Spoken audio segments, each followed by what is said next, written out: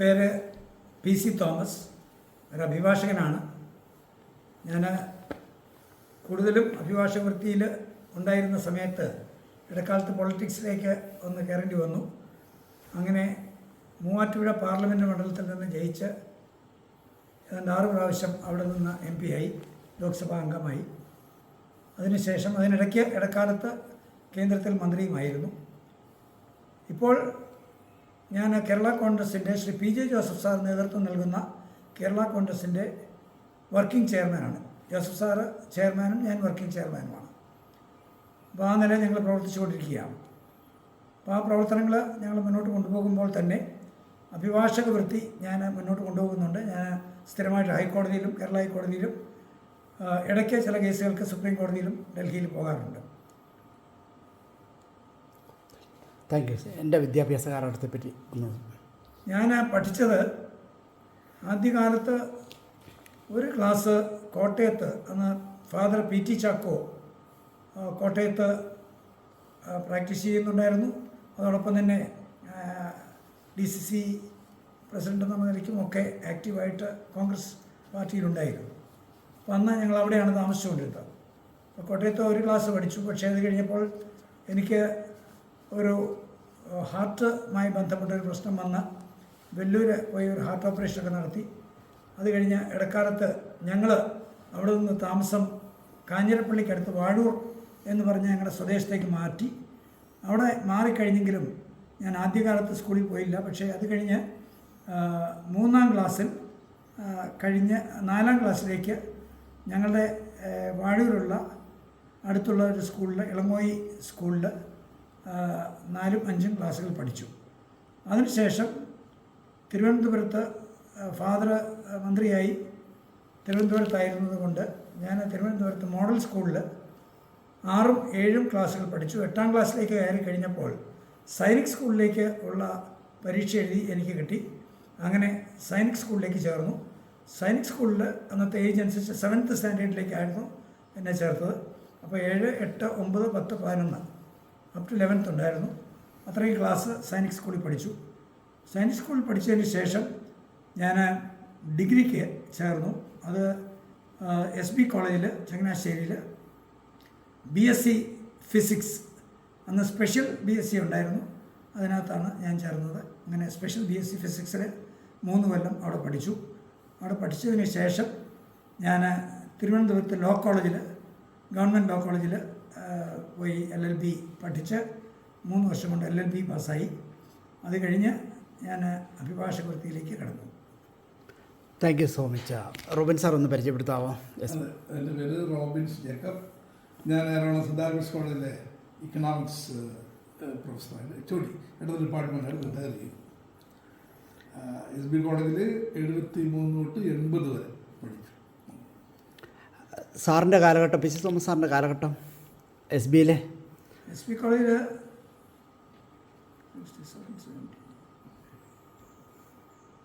67-70 ആണെന്ന് എൻ്റെ ഓർമ്മ.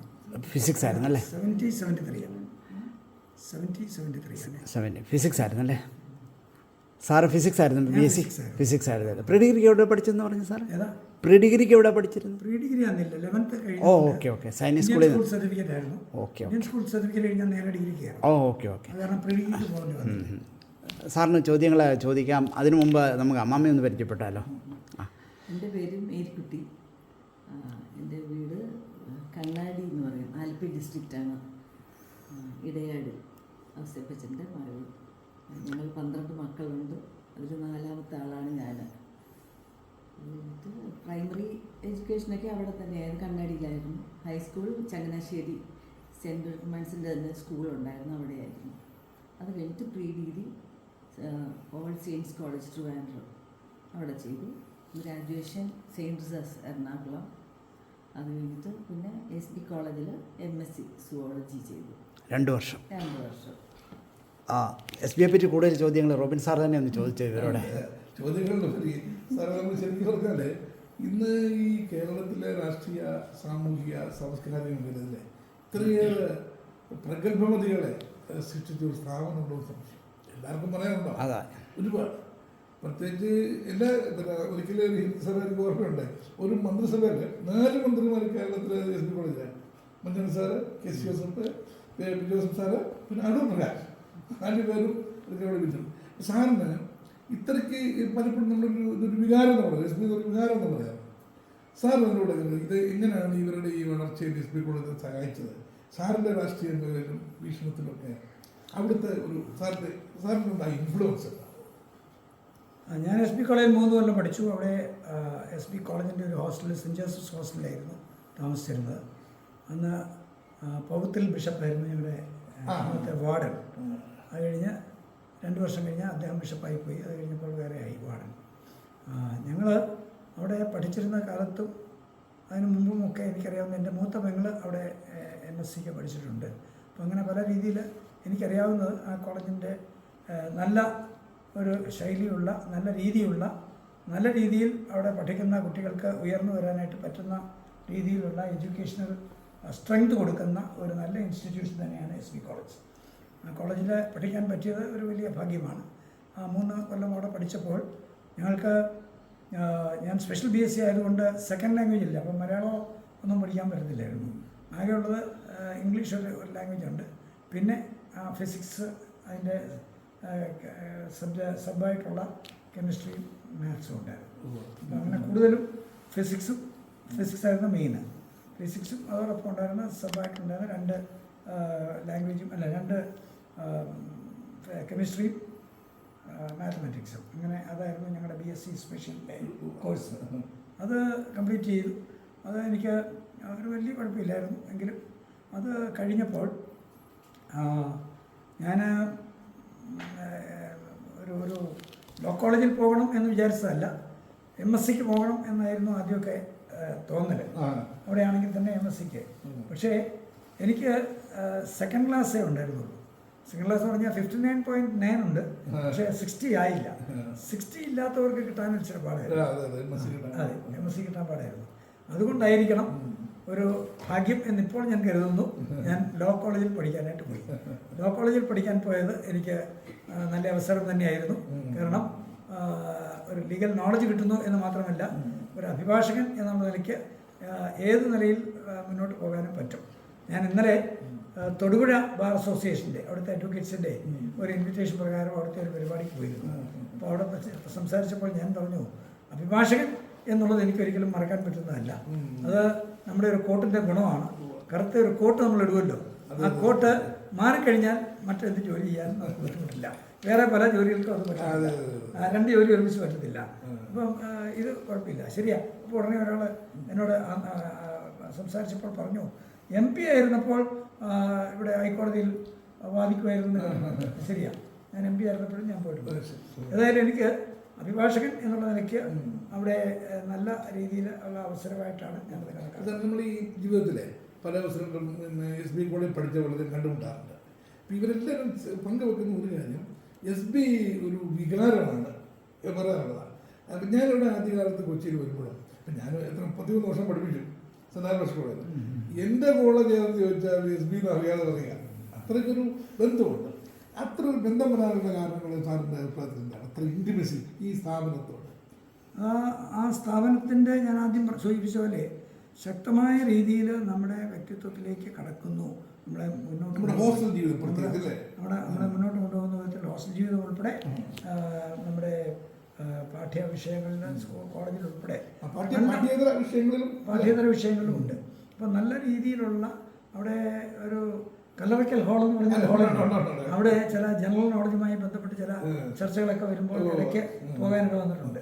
അപ്പോൾ അവിടെയൊക്കെ കുറേ കൂടി എല്ലാ വിഭാഗത്തിൽപ്പെട്ടവർക്കും ഒരുമിച്ച് വരാനും അങ്ങനെ വരുമ്പോൾ പൊതു കാര്യങ്ങളെക്കുറിച്ച് ചർച്ച ചെയ്യാനുമുള്ള അവസരം കൊടുക്കുന്ന ഒരു കോളേജായിരുന്നു.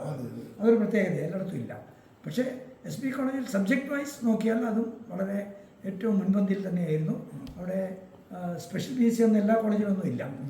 കുറച്ചുകൂടി ഹയർ ലെവലിലുള്ള സ്റ്റുഡൻസാണ് സാധാരണ രീതിയിൽ സ്പെഷ്യൽ BSc അഡ്മിഷൻ കിട്ടത്തുള്ളൂ. അന്ന് എനിക്ക് ഭാഗ്യവശാൽ കിട്ടിയെന്നുള്ളതുള്ളൂ. എല്ലാ ഡിപ്പാർട്ട്മെന്റിലും കേരളം മൊത്തം അറിയപ്പെടുന്നു, ഇന്ത്യ മൊത്തം അറിയപ്പെടുന്നു പ്രഗത്ഭരായ അധ്യാപകരുണ്ടായിരുന്നു. പ്രഗത്ഭരായ അധ്യാപകർ. ഇംഗ്ലീഷിൽ അതെ, അവിടെ ഉണ്ടായിരുന്ന ചെറിയ ഇക്കണോമിക്സിൽ വളരെ വളരെ മിടുക്കന്മാരായിട്ടുള്ള നല്ല രീതിയിൽ എസ്.എം. തോമസ് സാർ പഠിപ്പിച്ചിട്ടുണ്ട് സാർ. സെൻറ് തോമസ് സാർ ഞങ്ങൾ കുറച്ചാണ് ഒരു കൊല്ലത്തിൻ്റെ ഇടയ്ക്ക്. അപ്പം ഞാൻ പറഞ്ഞ അങ്ങനെ അറിയപ്പെടുന്ന വളരെ നല്ല അധ്യാപകരും അതോടൊപ്പം തന്നെ അവരുടെ പഠിപ്പിക്കുന്ന രീതിയും അതിന് തക്കതായ രീതിയിൽ കോളേജിൻ്റെ അഡ്ജസ്റ്റ്മെൻറ്റ്സും ഉണ്ടായിരുന്നു. കോളേജിൻ്റെ പ്രിൻസിപ്പൽ ഉൾപ്പെടെ കോളേജിൻ്റെ മുൻപന്തിയിൽ നിൽക്കുന്ന ആളുകൾ ഈ എല്ലാ കാര്യങ്ങളും അന്വേഷിക്കുന്നുണ്ടായിരുന്നു എന്നുള്ളതാണ് ഞാൻ മനസ്സിലാക്കുന്നത്. അപ്പോൾ അങ്ങനെ ഒരു നല്ല രീതിയിൽ എഡ്യൂക്കേഷൻ്റെ കാര്യത്തിലും അതോടൊപ്പം തന്നെ സ്പോർട്സിൻ്റെ കാര്യത്തിലും കലാപരമായിട്ടുള്ള കാര്യത്തിലുമൊക്കെ നമുക്ക് പ്രാവീണ്യം കിട്ടത്തക്ക വിധത്തിൽ ഉള്ള ഒരു പുഷ് കിട്ടുമായിരുന്നു. അത് ഏറ്റവും കൂടുതൽ കിട്ടിയിട്ടുള്ള ഒരു കോളേജ് SB കോളേജായിരുന്നു എന്ന് എനിക്ക് തോന്നുകയാണ്. സാറിന്റെ സഹധർമ്മിണിയും SB കോളേജിൽ പഠിച്ചതാണ്. അതെ അതെ. അസത്തിൽ കയറി നടക്കുന്നുണ്ട്. അമ്മമ്മ പറഞ്ഞപ്പോൾ എനിക്കെന്തോ ഇതുപോലെ തോന്നി. പോക്കറ്റ് കുത്തിയാൽ മതി കേട്ടോ. അതെ അതെ. അവിടെ കൂടെ ഞാൻ ഡിഗ്രിക്ക് പഠിക്കുമ്പോൾ ഞങ്ങൾ ചേച്ചിമാരെന്ന് വിളിക്കാറുണ്ട്. അത്രേ ഉള്ളൂ. അമ്മാമ്മ വിളിയില്ല. ഇനി അതൊരു എന്താ പറയുക സാർ, ഒരു SB കോളേജുകാർ തന്നെ കൂടെയുള്ള സാറിൻ്റെ ഒരു പോസ്റ്റ് ഗ്രാജുവേഷൻ. ഒരു മിനിറ്റ് അമ്മമ്മയിൽ വരുന്നതിന് മുമ്പ് സാറിനോട് ഒരു ചോദ്യമാണ്. തിരുവനന്തപുരത്ത് സൈനിക് സ്കൂളിൽ പഠിച്ചു, ഹൈസ്കൂളും ഒക്കെ പഠിച്ചു. ചങ്ങനാശ്ശേരി വരാനുള്ള കാര്യം എന്താണ്? SBയിലോട്ട് വരാൻ. സൈനിക് സ്കൂൾ ഒരു നല്ല ബേസായിരുന്നു. അവിടെ പഠിക്കാൻ പറ്റിയ ഒരു ഭാഗ്യമാണ്. അവിടുത്തെ കഴിഞ്ഞ് സാധാരണഗതിയിൽ മിലിറ്ററിയിലോ അല്ലെങ്കിൽ ഡിഫൻസിലോ ഒക്കെ പോകാനാണ് എല്ലാവരും ആഗ്രഹിക്കുന്നത്. എനിക്കും ആഗ്രഹം ഉണ്ടായിരുന്നു. പക്ഷേ എനിക്കന്ന് ഹൈറ്റ് തീരെ കുറവായിരുന്നു. അപ്പോൾ ഹൈറ്റ് വെച്ചുകൊണ്ട് എനിക്ക് ആദ്യത്തെ സെലക്ഷൻ കിട്ടാതെ പോയി. അതുകൊണ്ട് NDAയിലേക്ക് പോകാൻ പറ്റില്ല, നാഷണൽ ഡിഫൻസ് അക്കാദമി. NDA പോകാൻ പറ്റാത്തത് കൊണ്ട് ആണ് അടുത്ത കാര്യം ആലോചിച്ചത്. അങ്ങനെ ആലോചിച്ചപ്പോൾ ഏറ്റവും നല്ല ഒരു അവസരമായിട്ട് തോന്നിയത് SB കോളേജാണ്. SB college Changanassery. കാര്യം ഞങ്ങൾ അന്ന് താമസിച്ചുകൊണ്ടിരുന്നത് വാഴൂരായിരുന്നു. വലിയ ദൂരമില്ല എങ്കിലും ഒരു ഹോസ്റ്റൽ താമസിക്കാനേ പറ്റുള്ളൂ. എന്നും പോയി വരാവുന്ന ബസ് സർവീസ്. പക്ഷേ ഹോസ്റ്റൽ താമസിച്ചുകൊണ്ടുള്ള പഠിത്തം വളരെ നല്ലതായിരുന്നു. ഹോസ്റ്റലും വളരെ നല്ല രീതിയിലായിരുന്നു. അത് പൗത്തിൽ ബിഷപ്പ് അവിടെ ഞങ്ങളുടെ വാർഡനായിരുന്നപ്പോൾ വളരെ സ്ട്രിക്റ്റ് ആയിരുന്നു. ഇടയ്ക്ക് ഞാൻ ഓർക്കുന്നു, ഇടയ്ക്ക് ഞാനൊരു മ്യൂസിക് ഓപ്പറേറ്റർ വന്നു. എന്നെ ഈ റേഡിയോ ഒക്കെ വെച്ച് കൊടുക്കുന്നത്, അതെ, പാട്ട് വെച്ച് കൊടുക്കുന്നത്. അപ്പോൾ അതിന് പ്ലേറ്റ് വെക്കുന്ന ആ ജോലി എനിക്കായിരുന്നു. അപ്പോൾ ഞങ്ങൾ മോണിറ്ററല്ല, പക്ഷേ അതിന് വേറൊരു പേരാണ് പറയുന്നത്. അപ്പോൾ ആ പേര് അത് എനിക്കറിയുന്നതുകൊണ്ട് ഞാൻ ഈ ഇടയ്ക്ക് നമ്മുടെ വൈകിട്ട് 8 മണിയോടുകൂടി ഞങ്ങൾക്ക് ഡിന്നറിന് ടൈം ആകുമ്പോൾ എല്ലാവരും ഉണ്ണാൻ പോകും. ഉണ്ണാൻ പോയി വന്ന് കയറുന്ന ഉടനെ തന്നെ അവിടെ ഈ പാട്ട് വെച്ച് തുടങ്ങും. അപ്പോൾ അതങ്ങനെയാണ്. അപ്പോൾ അതിനു വേണ്ടി ഞാൻ കഴിച്ചിട്ട് പെട്ടെന്ന് വരും. പക്ഷെ വന്നപ്പോൾ ഒരു ദിവസം വന്ന് നിൽക്കുമ്പോഴും ഒരു 3 സ്റ്റുഡൻസ് പൗത്തിൽ ബിഷപ്പിൻ്റെ അടുത്ത് പോകുന്നില്ല. അപ്പം ഞങ്ങൾക്കൊക്കെ താഴെ നിന്ന് ഞങ്ങൾ പറഞ്ഞു, അവന്മാർ ഭയങ്കര മണിയടിയാണല്ലോ. അന്നത്തെ ഒരു രീതിക്ക് അവർ ഭയങ്കര മണിയടിയാണ്. 10 മിനിറ്റ് 15 മിനിറ്റ് കഴിഞ്ഞിട്ട് ഇവർ പോകുന്നില്ല. അപ്പോൾ എനിക്കത് തോന്നി, ഇത് നല്ലൊരു പാര വെക്കണമല്ലോ. ഞാൻ അവിടെ ചെന്ന ഉടനെ റെക്കോർഡ് പ്ലെയർ എടുത്തിട്ട് അന്ന് ഒരു പാട്ടുണ്ടായിരുന്നു, പാവനാം ആട്ടിടയാന്ന്. പാവനാം ആട്ടിടയ. അതിന് മുമ്പ് ഒരു തുടക്കം എങ്ങനെയാ, കിണിങ് കിണിങ് കിണിങ് കിണിങ് അന്നേരത്തേക്ക് താഴെ നിന്ന് എല്ലാവരും മണിയടിച്ചോണ്ടിരിക്കുകയെന്നുള്ള സൂചന. പൗത്തിൽ ബിഷപ്പിനെ ശരിക്കും മനസ്സിലായി. പൗത്തിൽ ബിഷപ്പ് ശരി എന്നൊക്കെ പറഞ്ഞ് അവരെ വിട്ടേച്ച് പതിയെ അതിനും വലിയൊരു പാര എനിക്ക് വെച്ചു. എന്നെ അങ്ങോട്ട് നിർത്തിയേച്ച് എല്ലാവർക്കും കാണത്തക്ക വിധത്തിൽ അവിടെ താഴെ നിന്ന് എല്ലാവരും നിർത്തിയേച്ച് എന്നോട് നമസ്കാരം വിശേഷം പറഞ്ഞ് ഇവിടെ എന്നാ പറ്റിയെന്ന് പറഞ്ഞ് എന്നെ ചെവിയെ പിടിക്കുക. അപ്പം താഴെ വയ്ക്കുന്നവർ വിചാരിക്കുന്നത് ചെവിക്ക് പിടിക്കുക. അപ്പോൾ എനിക്കിട്ട് കിട്ടിയ ഒരു പണിഷ്മെൻ്റായിട്ട് അവർ കാണുക. അപ്പോൾ അവർ അയ്യോ ഉപദ്രവിക്കരുത് വെച്ചാ അത്ര ഒന്നും ചെയ്തില്ല, ക്രൂരതയൊന്നും കാണിച്ചില്ല. എന്നാ തോമാച്ചൻ നല്ല മിടുക്കനാണല്ലോ എന്നൊക്കെ പറയാൻ നോക്കുക, എന്നിട്ട് ഇങ്ങനെ പിടിച്ചുകൊണ്ടിരിക്കുക. പക്ഷേ അത് ബൗദ്ധ ബിഷപ്പിൻ്റെ ഒരു കപ്പാസിറ്റിയാണ്, ഒരു പ്രത്യേകതയാണ്. ആ ഒരു കഴിവ് വാസ്തവത്തിൽ അത് അദ്ദേഹത്തിന് നല്ലതുപോലെ ഉണ്ടായിരുന്നത് മാത്രമല്ല, ആ ഒരു രീതി ഇംബൈബ് ചെയ്യാനും പറ്റിയിട്ടുണ്ട്. ഞങ്ങൾക്കൊക്കെ അത് കിട്ടിയെന്ന് ഞാൻ പറയുന്നില്ല, പക്ഷെ പല രീതിയിൽ അനുകരിക്കാനായിട്ട് തോന്നിയിട്ടുണ്ട്. ചിലപ്പോൾ വിജയിച്ചിട്ടുണ്ടാവും. അത് ഹോസ്റ്റൽ ജീവിതത്തിൽ കിട്ടിയ ഒരു വലിയ ഭാഗ്യം. ഞങ്ങൾക്കും ഞാൻ പിടിക്കുന്ന മുതൽ എന്നെ ഒരു ഹോസ്റ്റലായിരുന്നു. സെന്റ് തോമസ് ഹോസ്റ്റൽ, സഹൃദയ ഹോസ്റ്റൽ, PG ഹോസ്റ്റൽ. ശരി.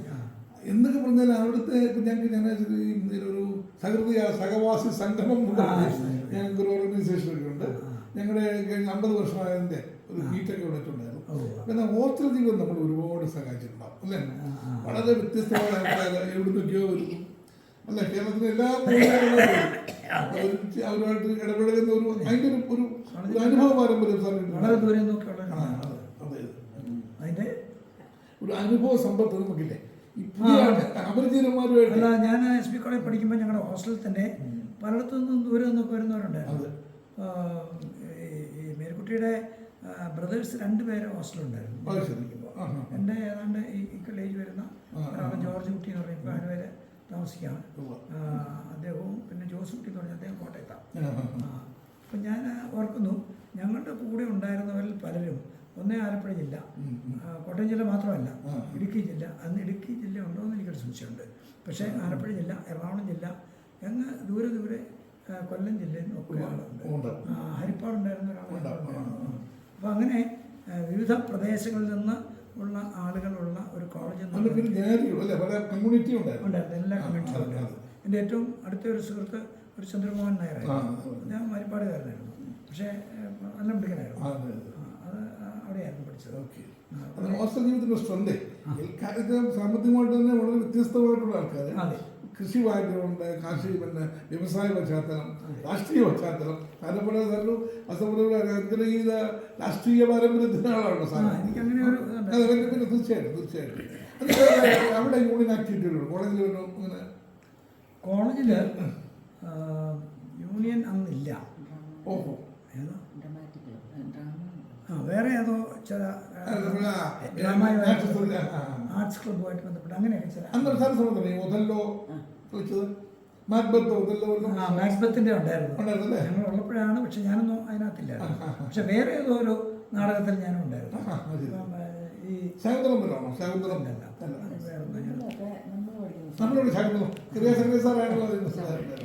അത് ഞാനുള്ളപ്പോൾ അല്ല.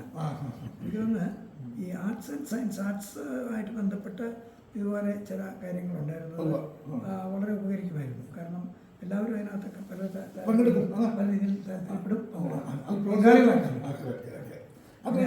ആകെപ്പാടെ അവിടെ പാട്ടും ഡാൻസും അല്ലെ അങ്ങനെയുള്ളതിനൊക്കെ എല്ലാവരും ഉണ്ട്. പക്ഷെ ഒരു പ്രസംഗം എന്നൊക്കെ പറയുന്നത് മാത്രമേ ഉള്ളൂ ഇച്ചിരി പാട്. അതിന് ഞങ്ങളൊക്കെ ഇച്ചിരി പുറകിലായിരുന്നു. ഒരു ഓൾറൗണ്ട് ഡെവലപ്മെന്റ് എന്ന് പറയുന്നു. അവിടെയുള്ള കുട്ടികൾക്ക് അതിൻ്റെ സാഹചര്യങ്ങളാണ്. അതിനുള്ള കായികമായിട്ട് കായികം, പാട്ട്, എല്ലാത്തിനും കഥയെഴുത്ത്. കായികത്തിൽ ഞാൻ ഫുട്ബോൾ കളിക്കുമായിരുന്നു. ഇവിടെ സ്ഥിരമായിട്ട് കളിക്കാനൊക്കെ പോകുന്ന ഒരു വലിയ ഗ്രൗണ്ട് സെന്റ് ജോസ് കോളേജിന്റെ ഒരു സൈഡിലായിട്ടാണ്. വലിയ ഗ്രൗണ്ട്, 3, 4, 5 ബാസ്കറ്റ്ബോൾ കോർട്ട്. ശരി, ബാസ്കറ്റ്ബോൾ കോർട്ടുണ്ട് പലതും. ഹോക്കിയോ പിന്നെ ഫുട്ബോൾ കോർട്ട് വളരെ വലിയ ഫുട്ബോൾ കോർട്ട് എല്ലാം ഉണ്ടായിരുന്നു. ശരിയാണ്. അത് സ്പോർട്സിന്റെ കാര്യത്തിലും ഗെയിംസിന്റെ കാര്യത്തിലൊക്കെ വളരെ. അന്ന് സാറുള്ളപ്പോൾ ഞാനുള്ള സമയത്ത് 5 ഹോസ്റ്റൽ വേറെ ഉണ്ട്.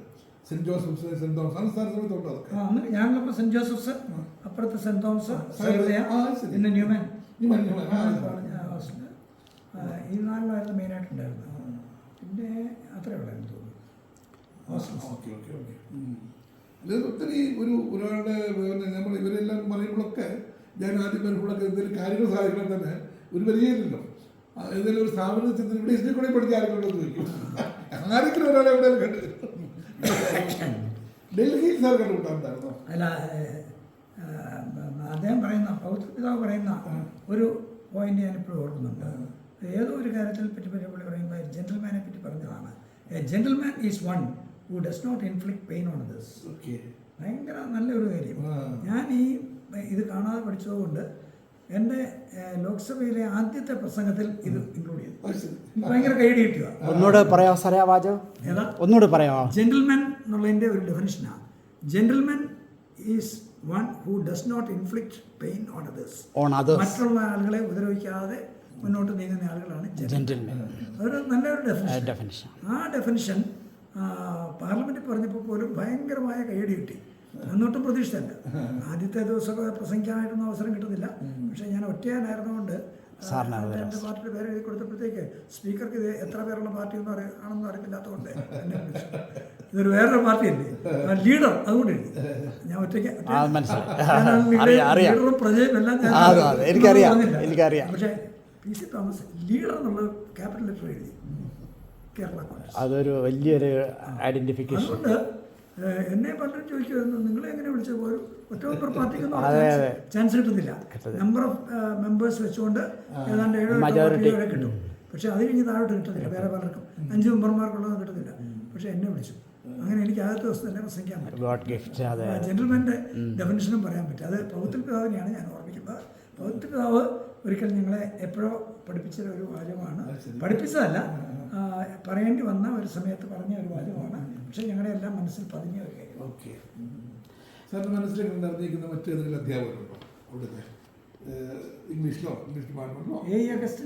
അഗസ്റ്റിൻ സാർ ഉണ്ടായിരുന്നു. ഇംഗ്ലീഷ് നല്ല പ്രാവീണ്യമുള്ള ആളായിരുന്നു. അദ്ദേഹത്തെ പ്രത്യേകിച്ച് ഓർക്കുന്നു. പിന്നെ മാധവൻ നായർ എന്ന് പറഞ്ഞൊരു മാധവൻ നായർ ഇംഗ്ലീഷിലുണ്ടായിരുന്നു. അങ്ങനെ സാറിൻ്റെ സമയത്ത് വി ജെ അഗസ്റ്റിൻ സാറിന് ഷേക്സ്പിയർ അഗസ്റ്റിനോ വി ജെ അഗസ്റ്റിൻ ഷേക്സ്പിയർ. അതെ അതെ അതെ പിന്നെ സീസർ സ്കറിയ സാർ അല്ലേ? Skaria Zacharia sir Malayalam. S L Thomas sir, S M Ram sir ഉണ്ടായിരുന്നു അല്ലേ? ഫിസിക്സിലെ മെയിനായിട്ട് സാറിന് ഓർമ്മയുള്ള സാറുമാർ ആരൊക്കെയാണ്? ഫിസിക്സിൽ സെബാസ്റ്റ്യൻ, രാജുനാരായണ സ്വാമിയുടെ അച്ഛനോട് ചേർന്നു. രാജുനാരായണ സ്വാമിയുടെ ഉണ്ട്. അത് മാത്സിലായിരുന്നു. മാത്സിൽ ഫിസിക്സ് അല്ല മാത്തമാറ്റിക്സിൽ ഒരു അയ്യർ സാറാണെന്ന് തോന്നുന്നു. ഫിസിക്സിലെ ഒ എസ് സെബാസ്റ്റ്യൻ സാറിൻ്റെ ഫാദർ ഉണ്ടായിരുന്നു. പിന്നെ ഫിസിക്സ് അല്ലായിരുന്നു. ഇംഗ്ലീഷില്ലേ? എനിവേ പക്ഷേ അതെ അതെ. ഈ സാറ് ഹോസ്റ്റലിലായിരുന്നു പറഞ്ഞ് 3 വർഷം. ഏറ്റവും അടുത്ത് 3 വർഷം ഇടപെട്ട ഒരു ക്ലാസ്മേറ്റ് അല്ലെങ്കിൽ സാറിനെ ഇൻഫ്ലുവൻസ് ചെയ്ത ഒരു സ്റ്റുഡൻ്റ് അല്ലെങ്കിൽ സാർ ആരായിരിക്കും പറഞ്ഞാൽ? പഠിക്കുമ്പോൾ 3 വർഷം സാറിനെ ഒന്ന് കരിയറൊക്കെ മോൾഡ് ചെയ്യാനും കൂടെ നടക്കുമ്പോൾ നമുക്ക് ക്വസ്റ്റ്യൻസ് ചോദിക്കാനും പറയാനും ഒക്കെ. ഏറ്റവും അടുത്തുള്ള ആളായിരുന്നു Chandrasekharan. Okay okay okay okay okay right okay okay. എൻ്റെ അടുത്ത സുഹൃത്ത്. അത് ഞങ്ങളെ ഈക്വലേറ്റ് ആയിരുന്നു. അത് മാറ്റി നിർത്തിയാൽ കൂടാതെ അന്ന് ഉണ്ടായിരുന്ന വേറൊരാള് പറഞ്ഞ പക്ഷേ എവിടെയുള്ള പേരേ വന്നു കല്ലറയ്ക്കൽ. അവരൊക്കെ ഏത് നിലയിലെത്തിയെന്ന് സാറിന് ഇപ്പോൾ അറിയാമോ എന്തെങ്കിലുമൊക്കെ? ഏറ്റവും ഒരാൾ ഇവിടെ അടുത്ത് താമസമുണ്ട് ഇപ്പോൾ. ഏതോ ഒരു കാര്യത്തിൽ നിന്ന് റിട്ടയർ ചെയ്താണ്. പക്ഷേ ഏതോ ഡിപ്പാർട്ട്മെൻറ്റ് അവിടെ ഹോസ്റ്റലുണ്ടായിരുന്നു. ഞങ്ങളുടെ ഹോസ്റ്റലിലുണ്ടായിരുന്ന വേറെ പലരെയും എപ്പോഴുമൊക്കെ ഓർക്കാറുണ്ടെങ്കിലും പേര് കംപ്ലീറ്റ് ആയിട്ടൊന്നും പലരുടെയും അത്ര ഓർക്കുന്നില്ല. സാറ് ഒരു മാസത്തിൽ എത്ര തവണ വീട്ടിലോട്ടൊക്കെ ഒന്ന് പോകുമായിരുന്നു? അതോ SP കോളേജിലായിരുന്നപ്പോൾ ഇടയ്ക്കിടയ്ക്ക് ഞങ്ങൾ എല്ലാ ആഴ്ചയിലും പോകത്തില്ലെങ്കിലും 2 ആഴ്ച 3 ആഴ്ച കൂടുമ്പോൾ ശനി ഞായറൊക്കെ പോകാൻ സമ്മതിക്കുമായിരുന്നു. അത് വലിയ ദൂരമില്ല. അവിടെ നിന്ന് ഒരു 30 കിലോമീറ്ററോ 40 കിലോമീറ്റർ വീട്. ചാമമ്പതല്ലേ? ഓക്കെ. ഞാൻ കൊടുങ്ങൂരി എന്നിറങ്ങിയിട്ട് വേറെ ബസ് കയറി. അതെ അതെ. ഇടയ്ക്ക് ബസ്സില്ലാതെ വരുമ്പോൾ നടന്നും പോയിട്ടുണ്ടാവും. ഓക്കെ. കൊടുങ്ങൂരിൽ നിന്ന് ഒരു 4-5 കിലോമീറ്റർ വരും. സാറിൻ്റെ ഈ ഹോസ്റ്റൽ ജീവിതത്തിലും കോളേജ് ജീവിതത്തിലും ഓർമ്മിപ്പിച്ചെടുക്കുന്ന ഏറ്റവും രസകരമായ സംഭവം അല്ലെങ്കിൽ ദുഃഖകരമായ സംഭവം പറഞ്ഞാൽ എന്തായിരിക്കും? 3 വർഷത്തെ ഹോസ്റ്റൽ ജീവിതത്തിൽ ഹോസ്റ്റലിലോ കോളേജിലോ വിഷമിച്ചതും സന്തോഷിപ്പിച്ചതുമായ സംഭവങ്ങൾ എന്തെങ്കിലും ഓർമ്മയിലുണ്ടെങ്കിൽ? കോളേജിലെ സംഭവങ്ങളും ആകാം. സ്പെഷ്യൽ BSc പഠിക്കുമ്പോൾ ഞങ്ങൾക്ക് കൂടുതലും ആ സബ്ജക്റ്റിനോടായിരുന്നു കൂടുതലും ഇൻട്രസ്റ്റ് വരത്തക്ക വിധത്തിൽ ഞങ്ങളെ ഗൈഡ് ചെയ്തുകൊണ്ടിരുന്നത്. അപ്പം അതുകൊണ്ട് അതിൽ കൂടുതൽ ശ്രദ്ധിക്കുമായിരുന്നെങ്കിലും മറ്റ് മേഖലകളിൽ പ്രത്യേകിച്ച് ഞാൻ പറഞ്ഞില്ലേ കല്ലറയ്ക്കൽ ഹാളിൽ ചില ഫങ്ഷൻസ് ഉണ്ടായിരുന്നു. അങ്ങനെയുള്ള കാര്യങ്ങളിൽ എനിക്കും ചില അവസരങ്ങൾ കിട്ടിയിട്ടുണ്ട്. അങ്ങനെ ഒരിക്കൽ കിട്ടിയപ്പോൾ കല്ലറയ്ക്കൽ ഹാളിൽ എനിക്ക് തോന്നുന്നു അന്ന് കല്ലറയ്ക്കൽ അച്ഛനുണ്ടായിരുന്നു. അച്ഛൻ്റെ പേര് കല്ലറയ്ക്കൽ അച്ഛൻ്റെ പേരിലാണെന്ന് തോന്നുന്നു മോൺസിഞ്ഞോർ കല്ലറയ്ക്കൽ. അപ്പം ഞാൻ അവിടെ പ്രസംഗിച്ചപ്പോൾ മോൺസിഞ്ഞോർ കല്ലറയ്ക്കൽ ഹാൾ എന്ന് പറയാൻ വന്നപ്പം MSGR എന്നാണേലും ഞാൻ MGR എന്നാണ് പറഞ്ഞത്. MGR വലിയ ഫേമസ് ആയിട്ട് MGR കല്ലറയ്ക്കൽ ഹാൾ എന്ന് പറഞ്ഞപ്പോഴത്തേക്ക് നല്ല രീതിയിലുള്ള പ്രതികരണം ഉണ്ടായി. പക്ഷെ അതെനിക്ക് മനസ്സിലായില്ല കല്ലറയ്ക്കൽ ഹാളിന് ഇത്ര കറക്റ്റായിട്ട് ഞാൻ പറഞ്ഞപ്പോൾ പറഞ്ഞില്ല ഒരു വിവരമില്ല എന്ന് ഞാൻ വിചാരിച്ചു. പക്ഷേ MGR MGR എന്നാണ് ഞാൻ പറഞ്ഞത്. പിന്നെ മനസ്സിലായി MGR. MGR എന്ന് വലിയ നടനല്ലേ? MGR മലയാളിയായിരുന്നു. ഏതാ കോയമ്പത്തൂർ പാലക്കാട് സൈഡാണെന്ന് തോന്നുന്നു. അതെ അതെ. ഞാൻ എൻ്റെ ഹാർട്ട് ഓപ്പറേഷന് വേണ്ടി ഞാൻ പണ്ട് ഇടയ്ക്ക് വെല്ലൂർ പോയിരുന്നു. വെല്ലൂർ പോയപ്പോൾ അന്ന് ഫാദർ ഇവിടെ ഹോം മിനിസ്റ്ററാണ്. അതെ. ഹോം മിനിസ്റ്റർ എന്നുള്ള നിലയ്ക്ക് അദ്ദേഹത്തോടൊപ്പം ഉണ്ടായിരുന്ന IG, അന്ന് IG ഏറ്റവും ടോപ്പ് IG പുള്ളിയാണ് എല്ലാം അറേഞ്ച് ചെയ്തത്. കാരണം പുള്ളിക്ക് അവിടെ വലിയ പേഴ്സണൽ ബന്ധമാണ്. ഓ ശരി. IG ഒരു PP നായരാണ്. PP നായർ IG എന്നോട് പറഞ്ഞു ഏറ്റവും കൂടുതൽ എനിക്കൊന്ന് IG പറഞ്ഞത് പുള്ളി ടോപ്പിക് കൊണ്ടുപോയി. ഹാർട്ട് ഓപ്പറേഷൻ പോയപ്പോഴാണ്. ഹാർട്ട് ഓപ്പറേഷന് പോയപ്പോഴത്തേക്ക് വെല്ലൂര് അത് ഇവിടെ കിട്ടാൻ നമുക്ക് ടൈം കിട്ടാനൊക്കെ വലിയ പ്രയാസമുള്ള സമയം. കുറച്ച് സ്പെഷ്യലിസ്റ്റ് ആണല്ലോ ഹാർട്ടിൻ്റെ.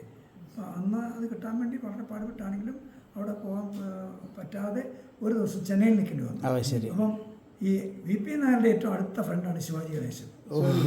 ശരി. ശിവാജി ഗണേശൻ സ്വന്തമായി, അപ്പോൾ ശിവാജി ഗണേശന് ഒരു ഗസ്റ്റ് ഹൗസ് ഉണ്ട് സ്വന്തം, അവിടെയാണ് ഞങ്ങളെ താമസിപ്പിച്ചത്.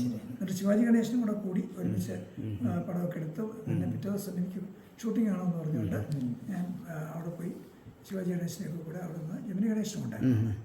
അവരുടെ ഷൂട്ടിങ്ങൊക്കെ കണ്ടു. അതൊരു വലിയ അനുഭവമായിരുന്നു. ഞാൻ പിന്നെ പലപ്പോഴും ആലോചിച്ചിട്ടുണ്ട് ഇനിയും ഒരു ഹാർട്ട് ഓപ്പറേഷൻ വന്നാൽ നല്ലതായിരുന്നു. അത്രയ്ക്ക് ലൈഫ് കിട്ടും. അതെ അതെ. അന്ന് ആയിട്ട് സീനിയർ ആയിരിക്കും. സത്യൻ പതിയെ ഉണ്ടായിരുന്നു. അത് ശരി. സത്യൻ വന്നു തുടങ്ങി. സത്യൻ കഴിഞ്ഞാൽ നസീറും വന്നു തുടങ്ങിയായിരിക്കും. പഠിക്കുമ്പോൾ പക്ഷെ അന്നേരം ഇല്ല. ഞങ്ങളൊക്കെ പഠിക്കുമ്പോൾ ഉള്ള വലിയ സിനിമ സ്റ്റാർസ് മലയാളികൾ. പിന്നെ ഞാൻ ലോ കോളേജൊക്കെ പഠിക്കുമ്പോൾ സത്യൻ, അത് കഴിഞ്ഞ് നസീർ, പിന്നെ മധു, അങ്ങനെയൊക്കെയായിരുന്നു. അതെ. അദ്ദേഹം എൻ്റെ ജസ്റ്റ് സീനിയറായിട്ടുണ്ടായിരുന്നു. അദ്ദേഹം അവിടെ കഴിഞ്ഞിട്ടും പിന്നെ ഇവിടെ വെച്ചും ഞങ്ങൾക്ക് കൊണ്ട് ബന്ധം വന്നിട്ടുണ്ട്. അത് കഴിഞ്ഞ് പുള്ളി ജഡ്ജായിരിക്കുമ്പോൾ ഞാൻ അവിടെ കേസ് വാദിച്ചിട്ടുണ്ട്. സുപ്രീം കോടതിയിൽ. പുള്ളി അവിടെ ഇതായിരുന്നപ്പോഴും പുള്ളി ഒരു നല്ല മിടുക്കനായിരുന്നു. ഇനി അമ്മാമ്മയിലോട്ട് വന്നാലേ, SB കോളേജിന് മുമ്പുള്ള കോളേജുകളും അമ്മാമ്മ 2 വർഷം SBയിൽ ചിലവഴിച്ച കാലവും ഒന്ന് ഓർമ്മിച്ചെടുത്താൽ ഏത് സമയമായിരുന്നു ഏറ്റവും ബെറ്ററായിട്ട് അമ്മാമ്മയ്ക്ക് തോന്നിയിരുന്നത്? അതൊരു സ്റ്റോറിയായിട്ട് പറഞ്ഞാൽ മതി. നാട്ടിൻപുറത്തുനിന്ന് ഇങ്ങോട്ട് വന്ന് ഓൾ സെയിൻസിൽ കോളേജിൽ ആദ്യം പഠിച്ചു 2 വർഷം. All saints Trivandrum. അവിടെ അന്നേരം ആദ്യമായിട്ടാണ് ഞാൻ ഇവിടുന്ന് അങ്ങോട്ട് മാറി, ചങ്ങനാശ്ശേരി സൈഡിൽ നിന്നൊക്കെ ഇങ്ങോട്ട് മാറി. അവിടെ അങ്ങനെ അത് കുഴപ്പമില്ല, അങ്ങനെ പോയി. ഫ്രണ്ട്സൊക്കെ ഉണ്ടായിരുന്നു. പിന്നെ അത് കഴിഞ്ഞ് സെൻറ്റ് റിസാസിലോട്ട് ഗ്രാജുവേഷൻ ഇവിടെയാണ് വന്നത്, എറണാകുളത്ത്. ആ ടൈമായിരുന്നു എനിക്ക് ഏറ്റവും ഇഷ്ടപ്പെട്ടത്. മഹാരാഷ്ട്രയിലെ ലൈഫായിരുന്നു 3 വർഷം. Cent Teresa's. ഓക്കെ. എറണാകുളത്ത് അവിടെ എനിക്ക് ഇഷ്ടമായിരുന്നു. അവിടെ നല്ലതായിട്ട് പഠിത്തവും എല്ലാം ഉണ്ടായിരുന്നു അവിടെ. അന്ന് സെൻറ്റ് തെരേസസ് മഹാരാഷ്ട്രയിലുമായിട്ടൊക്കെ കോമ്പറ്റീഷനോ ആ ലെവലിലൊക്കെ ഉണ്ടോ? ഇല്ല. എൻ്റെ കോളേജിൽ അങ്ങനത്തെ ഒന്നും പോകാം, പ്രശ്നങ്ങളൊന്നുമില്ല. ഞങ്ങൾ സയൻസ് കൂടെ ആയതുകൊണ്ട് കൂടുതൽ സമയവും ലാബിലും കോളേജൊക്കെ ആയിട്ട് ഹോസ്റ്റലായിട്ട് തൊട്ട് ഒരേ കോമ്പൗണ്ടായിരുന്നു ഹോസ്റ്റലും കോളേജും. എന്നാലും കോളേജിലെ ഒരു ചിരിക്കുന്ന സംഭവങ്ങളോ അല്ലെങ്കിൽ എന്തെങ്കിലും ഓർമ്മയുണ്ടോ? അല്ലെങ്കിൽ പ്രയാസപ്പെട്ട സമയം? ഇതിനു മുമ്പ് ഒരാളെ ഇൻ്റർവ്യൂ ചെയ്തപ്പം ബോട്ടിൽ നിന്ന് തെന്നി വീണ കാര്യം, ഈ അന്ന് കടത്താണല്ലോ കിടങ്ങറയിലൊക്കെ, ആ ചാടിയ പോകിൽ വെള്ളത്തിൽ വീണ കാര്യവും പുസ്തകം നനഞ്ഞു, ബ്ലൗസും ഷർട്ടും ഒക്കെ നനഞ്ഞു പോയ കാര്യവും ഒക്കെ പറയുന്നുണ്ടായിരുന്നു. അങ്ങനെ എന്തെങ്കിലും അനുഭവങ്ങൾ? ഒന്നുമില്ല. എനിക്കെപ്പോഴും എനിക്ക് പ്രൊട്ടക്ഷൻ നല്ലപോലെ. ഞാൻ ബ്രദേഴ്സ് ഇഷ്ടം 8 പേരുണ്ടായിരുന്നു. അപ്പോൾ എൻ്റെ കൂടെ എപ്പോഴും ഉണ്ട്. അല്ല, അസംഷനിൽ SB പഠിക്കുമ്പോൾ അസംഷൻ ഹോസ്റ്റലായിരുന്നു. അപ്പോൾ അവിടുന്ന് വീട് വരെ പോകാൻ അധികം വലിയ ദൂരമൊന്നുമില്ല. എന്നാലും ആരെങ്കിലും വരും, കൊണ്ടുപോകും, ബാഗൊക്കെ ആരെങ്കിലും എടുക്കും, പിടിക്കാൻ എന്നെ കൊണ്ടൊന്നും പിടിപ്പിക്കത്തില്ല. അങ്ങനെയൊക്കെയായിരുന്നു. അതെ അതെ. ഈ ആൺകുട്ടികൾ മാത്രമല്ലേ ഉള്ളൂ. അതെ. പിന്നെയുള്ളത് ഇവരേ ഉള്ളൂ. അത് സ്ട്രൈക്കിൽ നോക്കി നിൽക്കും. നമുക്ക് അതുവഴിയൊക്കെ ഇത് പോകാനല്ല. ആദരവും സ്നേഹവും ഒക്കെ അവരുടെ. അതെ അതെ അതെ. സിസ്റ്റർ MSc സുവോളജി ആയിരുന്നു പറഞ്ഞല്ലേ? അത് കഴിഞ്ഞുള്ള ലൈഫ് ജോലിയൊക്കെ അത് ബേസ്ഡ് ആണോ? അത് കഴിഞ്ഞ ഉടനെ തന്നെ കല്യാണം പിറ്റേ വർഷം ആയി. പിന്നെ കുഞ്ഞുങ്ങളായി ജോലിക്കൊന്നും പോയില്ല. അത് ശരി. അല്ലെങ്കിൽ നല്ലൊരു ഫാമിലിയിലാണല്ലോ. സാറെങ്ങനെയാ ഈ ഒരു പ്രപ്പോസൽ വന്നത്? പഠനം കഴിഞ്ഞ ഉടനെ വന്നോ അതോ ജോലിയൊക്കെ ആയ പിന്നാണോ? അങ്ങനെ ഒരു അബദ്ധം എങ്ങനെയാ പറ്റിയത്? അളിയന്മാർ പിടിച്ച നേരത്തെ കൂടെ ഉണ്ടായിരുന്നല്ലോ അതുകൊണ്ട് ഞാൻ ഓർക്കും. അതന്നെ എനിക്ക് പറയാനുള്ളത്. അതെ. ഇപ്പം ശരിക്കും അവിടുത്തെ ഞങ്ങളുടെ കൂടെ ഉണ്ടായിരുന്ന ഇവിടെ ബ്രദേഴ്സ് രണ്ടുപേരുണ്ടെന്ന് ഞങ്ങൾ അതെ അതെ. അതിൽ മൊത്തം ആൾ എൻ്റെ അടുത്ത സുഹൃത്തായിരുന്നു. പുള്ളിക്ക് ഞങ്ങളെ അങ്ങനെ ഒരു ബന്ധം കണക്ട് വന്ന് കാണും. വന്നതാണ്. അങ്ങനെ ആലോചന വന്നത്. റൈറ്റ്. ഏതായാലും കുട്ടനാടെന്ന് പറഞ്ഞ വലിയ ദൂരമല്ല, പറഞ്ഞ പോലെ അവിടെ നിന്ന് ഏതാനും കിലോമീറ്റർ ഉള്ളൂ. അതെ അതെ. അവർ പക്ഷേ അവരും കുട്ടനാടെന്ന് വേണേൽ പോയച്ച് വരാമെങ്കിൽ പോലും അന്നൊക്കെ ഈ പറഞ്ഞ പോലെ കടത്ത് കടന്ന് ആ ഒരു പ്രയാസം ഓർത്താണല്ലോ എല്ലാവരും. ഒത്തിരി സമയം പോകും, ഒരുപാട് സമയം. ഒരു 6 മണിക്കൊക്കെ ആലപ്പുഴയിൽ നിന്ന് തിരിക്കുന്ന സ്റ്റുഡൻസ് ആണ്. 9 ഹോസ്റ്റലായിരിക്കും. അതെ അതെ. ഒരു ഹോസ്റ്റലായിരുന്നു. അങ്ങനെയാണെന്ന് എൻ്റെ ഓർമ്മ. അത് ശരി. അന്നത്തെ ഏതെങ്കിലും ഫ്രണ്ട്സിനെ ഓർമ്മയുണ്ടോ? ബോയ്സോ ഗേൾസോ ആരെങ്കിലുമൊക്കെ പേര് പറയാൻ പറ്റുന്ന ആരെങ്കിലുമൊക്കെ ഉണ്ടോ ഇപ്പോൾ? അവരൊക്കെ ഏത് നിലയിൽ എത്തിയെന്ന്? MScക്ക് പഠിച്ചതിന് ശേഷം ഓക്കെ ഉണ്ടല്ലേ? അന്ന് 5 ബോയ്സേ ഉള്ളൂ, ബാക്കി 15 പേരും ഗേൾസാണ്. അത് ശരി. അവരൊക്കെ ഏത് നിലയിലെ ഹയസ്റ്റ് ലെവലിലെത്തിയ ആൾക്കാരെ ഓർമ്മയുണ്ടോ? അങ്ങനെ പറയാൻ ഓർമ്മയില്ല. ബാങ്കിലൊക്കെ. ഈ അസംഷൻ ഹോസ്റ്റൽ പറയുമ്പോൾ ഞാനൊരു കാര്യം ഓർമ്മയുണ്ട്. ഒരു ഹോസ്റ്റലിൻ്റെ പേര് എന്തോ ഒരു അവസരത്തിൽ അവിടെ പോയപ്പോൾ അവിടെ ഒരു ബോർഡ് എഴുതി വെച്ചിട്ടുണ്ട്, there is an unknown listener of every conversation here അല്ലേ ഉണ്ട്. അപ്പം ഞാൻ ചോദിച്ചപ്പോൾ വാർഡൻ അവിടെ ഇരിപ്പുണ്ടായിരുന്നു.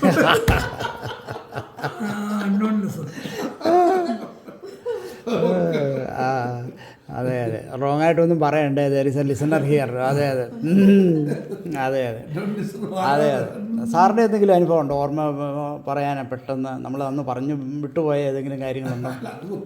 ഉണ്ട്. എന്നാലും വരണം നമ്മൾ ഇവരെ പറ്റി ഇരിക്കുമ്പോൾ ഒന്ന് പറയാനും ചിരിപ്പിക്കാനും ഓർത്ത് വരണം അല്ലേ? സാറും ബേസിക്കലി ഇടുക്കി സൈഡിൽ നിന്നല്ലേ? എവിടുന്ന?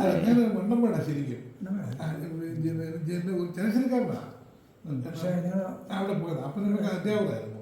അവരെ വണ്ടമേട്ടിൽ പോയി അവിടെ സെറ്റിൽ ചെയ്ത് അവിടെ നിന്നാണ്. അന്നൊക്കെ ഈ ഇടുക്കി സൈഡിൽ അവിടെയുള്ളവരൊക്കെ ഇവിടെ നിന്നൊക്കെ പോയവരാണ് കൂടുതലും. കോട്ടയം ആ ജില്ലയിൽ നിന്ന് പോയവർ ഒത്തിരിയുണ്ട്. SB കോളേജ് അല്ലാതെ സാറ് അല്ലെങ്കിൽ ഏതെങ്കിലും കോളേജിൽ ആപ്ലിക്കേഷൻ കൊടുത്തിരുന്നോ? ഇനി അഥവാ ഇവിടെ SB കിട്ടുക ആ കാലത്ത് എങ്ങനെയാണ് അഡ്മിഷൻ സീക്വൻസ്? അന്ന് SB കോളേജ് കിട്ടാൻ പാടില്ലായിരുന്നു. SB കോളേജ് നല്ല കോളേജുമാണ്. ഏറ്റവും അതെ അതെ. SB കോളേജ് ഏറ്റവും പഴയ കോളേജുകളിലൊന്നും. അതെ അതെ. എനിക്ക് സൈനിക് സ്കൂളിലെ 11th സ്റ്റാൻഡേർഡിന് മാർക്ക് വെച്ച് കിട്ടാൻ പാട് വന്നില്ല, പെട്ടെന്ന് കിട്ടി. അത് കഴിഞ്ഞ് SB കോളേജിലെ ആ രീതി നമ്മളിപ്പോൾ സംസാരിച്ചതുപോലെ എല്ലാം കൊണ്ടും വളരെ ഗുണകരമായിട്ട് തോന്നിയത്, പ്രയോജനപ്പെടുത്താൻ പറ്റിയത് കൂടുതലും എനിക്ക് തോന്നുന്നു അത് കഴിഞ്ഞിട്ട് പിന്നെ പുറത്തേക്ക് പോയി ഞാൻ ലോ കോളേജിലൊക്കെ ആയിട്ട് ഇവിടെ കിട്ടിയ ഒരു എക്സ്പീരിയൻസ് വലിയൊരു ബേസായിരുന്നു. ലോ കോളേജ് എന്ന് പറയുമ്പോൾ വളരെ കുറച്ചുകൂടി ഒരുപാട് രാഷ്ട്രീയക്കാരുണ്ടാവും. രാഷ്ട്രീയക്കാരെന്ന് പറഞ്ഞാൽ അന്ന് അവിടെ മനസ്സിലായി. SB കോളേജിൽ ഒട്ടും അനുവദിക്കത്ത പോലില്ല, അങ്ങനെ ഇല്ലായിരുന്നു. ഇപ്പോൾ എല്ലാം ഉണ്ടായിരിക്കും, പക്ഷെ അന്നൊന്നും വിദ്യാർത്ഥി രാഷ്ട്രീയം പോലും ഇല്ല. അപ്പം വിദ്യാർത്ഥി സംഘടനകളൊന്നും ഇല്ല അവിടെയൊന്നും. പക്ഷേ SB കോളേജിൽ മറ്റേ ലോ കോളേജ് ചെന്നപ്പോഴത്തേക്ക് അതിൻ്റെ ഒരു വലിയ പ്രധാനപ്പെട്ട ഏരിയ തന്നെയായിപ്പോയി. വളരെ പ്രധാനപ്പെട്ട വളരെ പല ആളുകളും ലോ കോളേജിൽ നിന്ന് പാസ്സായി പോയവർ പിന്നീട് MLA MP ഒക്കെ ആയി മാറിയിട്ടുണ്ട്, മറ്റൊരു രീതിയിലൊക്കെ പോയിട്ടുണ്ട്. ആ കാലഘട്ടത്തിൽ ചങ്ങനാശ്ശേരിയിലെ പ്രമുഖരായ വ്യക്തികൾ ആരെയാണ് സാർ ഓർക്കുന്നത്? ആ കാലഘട്ടത്തിൽ പത്മനാഭൻ ഉണ്ട്, ജീവിച്ചിരിപ്പുണ്ട്. എൻ്റെ പിതാവ് പിറ്റിച്ചാക്കോയുമായിട്ട് വളരെ അടുപ്പമായിരുന്നു. അത് കഴിഞ്ഞ് ഫാദർ മരിച്ചപ്പോൾ അദ്ദേഹം വന്നിരുന്നു. അതുകൂടാതെ മരിച്ചു കഴിഞ്ഞ് ഞങ്ങളെ കാണാൻ വേണ്ടി തന്നെ ഒരാഴ്ച കഴിഞ്ഞ് ഒരു ദിവസം വന്ന് ഞങ്ങളോടൊപ്പം ഇരുന്ന് ലഞ്ച് കഴിച്ച് ഒത്തിരി നേരം ഇരുന്ന് വർത്തമാനം പറഞ്ഞിട്ടാണ് പോയത്. അപ്പോൾ അദ്ദേഹത്തോട് ഒരു വലിയ ആദരവ് ഞങ്ങൾക്കുണ്ട്. പത്മനാഭനോടുള്ള വസ്തുത. അത് കഴിഞ്ഞ് പിന്നീട് കേരള കോൺഗ്രസ് ഉണ്ടായപ്പോഴും പിറ്റിച്ചാക്കോടുള്ള ഒരു അടുപ്പം കൊണ്ടായിരിക്കാം. ഫാദർ കേരള കോൺഗ്രസ് അല്ല, കോൺഗ്രസ് ആയിരുന്നു. അത് കഴിഞ്ഞ് മരണത്തിന് ശേഷമാണ് Kerala Congress party K M George അല്ലേ? കെ എം ജോർജ് സാറല്ലേ ഫ്രണ്ട്? കെ എം ജോർജ് സാറാണ് ആദ്യത്തെ ചെയർമാൻ. ചെയർമാൻ. അങ്ങനെ ഉണ്ടായപ്പോഴും അതിന് കേരള കോൺഗ്രസിന് പേരിട്ടതും അന്നത്തെ പത്മനാഭൻ. ഓ അത് ശരി. അന്നത്തെ പത്മനാഭനാണ് അനൗൺസ് ചെയ്തത്. ഓ ശരി. ഇത് പുതിയൊരു പാർട്ടിയാണ്, കേരളത്തിന് വേണ്ടി, കേരളത്തിൻ്റെ വികസനത്തിന് വേണ്ടിയും കൃഷിക്കാർക്ക് വേണ്ടിയൊക്കെ പ്രവർത്തിക്കുന്ന ഒരു പാർട്ടി എന്നുള്ള നിലയ്ക്ക് ഞാൻ കേരള കോൺഗ്രസ് എന്ന് നാമകരണം ചെയ്തു എന്ന് പറഞ്ഞു. എന്നാൽ എൻ്റെ അറിവ്, ഞാനന്ന് ചെറുതാണ്, പക്ഷേ എനിക്ക് പിന്നെ കിട്ടിയ അറിവുകളാണ്. അവിടെ തിരുനക്കര മൈതാനത്ത് വലിയ ആൾക്കൂട്ടമുള്ള സമയത്ത് അവിടെ വെച്ച് ഡിക്ലെയർ ചെയ്താണ് പാർട്ടി ഉണ്ടാകുന്നത്. അത് കഴിഞ്ഞ് ആദ്യത്തെ ഇലക്ഷൻ തന്നെ നല്ല റിസൾട്ടും ഉണ്ടായി. എല്ലാവരും ഒറ്റയ്ക്ക് മത്സരിച്ചപ്പോൾ കേരള കോൺഗ്രസിന് ഒറ്റയ്ക്ക് 25 സീറ്റും കൂടെ നിന്ന് 2 സ്വതന്ത്രന്മാരിൽ ഒരാളും ജയിച്ചു. അപ്പോൾ അങ്ങനെ 26 സീറ്റ് കിട്ടി. അന്ന് ഏറ്റവും വലിയ പാർട്ടി CPM ആണ്. CPM ഏതാണ്ട് 40 സീറ്റ് അടുത്ത് കിട്ടി, 40. അത് കഴിഞ്ഞ് 33 സീറ്റ് കിട്ടിയ കോൺഗ്രസ് ആയിരുന്നു രണ്ടാമത്. 26 സീറ്റ് കിട്ടിയ കേരള കോൺഗ്രസ് മൂന്നാമത് കിട്ടി. അത് കഴിഞ്ഞുകൊണ്ട് മറ്റു പാർട്ടികളൊക്കെ മുസ്ലിം ലീഗൊക്കെ 12 9 മറ്റുണ്ട്. ഓ ശരി. എല്ലാവരും ഒറ്റയ്ക്കാണ് മത്സരിച്ചത്. അത് ശരി. മന്നത്ത് പത്മനാഭൻ മാറ്റി നിർത്തിയാൽ പിന്നീടുള്ള ഒരു വ്യക്തി ചങ്ങനാശ്ശേരിയുടെ ചെയർമാനോ അല്ലെങ്കിൽ കേരള കോൺഗ്രസ് അന്നത്തെ കോളേജിൽ ഗസ്റ്റായിട്ടൊക്കെ വരാറുള്ള ആരെങ്കിലും? പ്രിൻസിപ്പൽ കളശ്ശേരിയായിരുന്നോ? കളശ്ശേരി പിതാവ് ഉണ്ടായിരുന്നു ആദ്യം. അല്ല, കളശ്ശേരി കുറച്ചാണ്. അത് കഴിഞ്ഞ് മാറിയാണ്. ആരും ഇടയ്ക്ക് വന്നോന്ന് ഒരു സംശയം. ചങ്ങനാശ്ശേരിയിൽ ഏറ്റവും അറിയപ്പെടുന്ന ഒരാളും പത്മനാഭൻ തന്നെയായിരുന്നു. പക്ഷേ അല്ലാത്ത പല രീതിയിൽ അറിയപ്പെടുന്ന ഒരുപാട് ആൾക്കാർ വേറെയുമുണ്ട്. ഞങ്ങളുടെ പിന്നീട് ചെയർമാനായിട്ട് വന്ന CF Thomas sir, CF Thomas പാർട്ടിയുടെ കേരള കോൺഗ്രസിൻ്റെ ചെയർമാനൊക്കെ ആയി തീർന്ന് മന്ത്രിയൊക്കെ ആയിരുന്നയാളാണ്. അദ്ദേഹത്തെ എനിക്ക് ഓർമ്മയുണ്ട്. അദ്ദേഹം വളരെ പ്രായമുള്ള ആളൊന്നും അല്ലായിരുന്നു അന്ന്. അദ്ദേഹം ഏതാണ്ട് ഒരു ചെറുപ്പക്കാരിൽ ഒരു അറിയപ്പെടുന്ന ഒരു രാഷ്ട്രീയ നേതാവായിരുന്നു. അദ്ദേഹത്തെ അറിയപ്പെടുന്ന ആളെന്ന് എനിക്കും അറിയാം. ഒരു തമാശ ഓർമ്മ ആയിക്കോട്ടെ. ഈ ഡിസിപ്ലിൻ കൂടിയാലും പ്രശ്നമാണെന്ന് ഒരാൾ അവിടെ ഒരു പതിവുണ്ട്. സാറിൻ്റെ സമയത്ത് നമ്മൾ നിങ്ങളുടെയൊക്കെ സമയത്തുണ്ട്.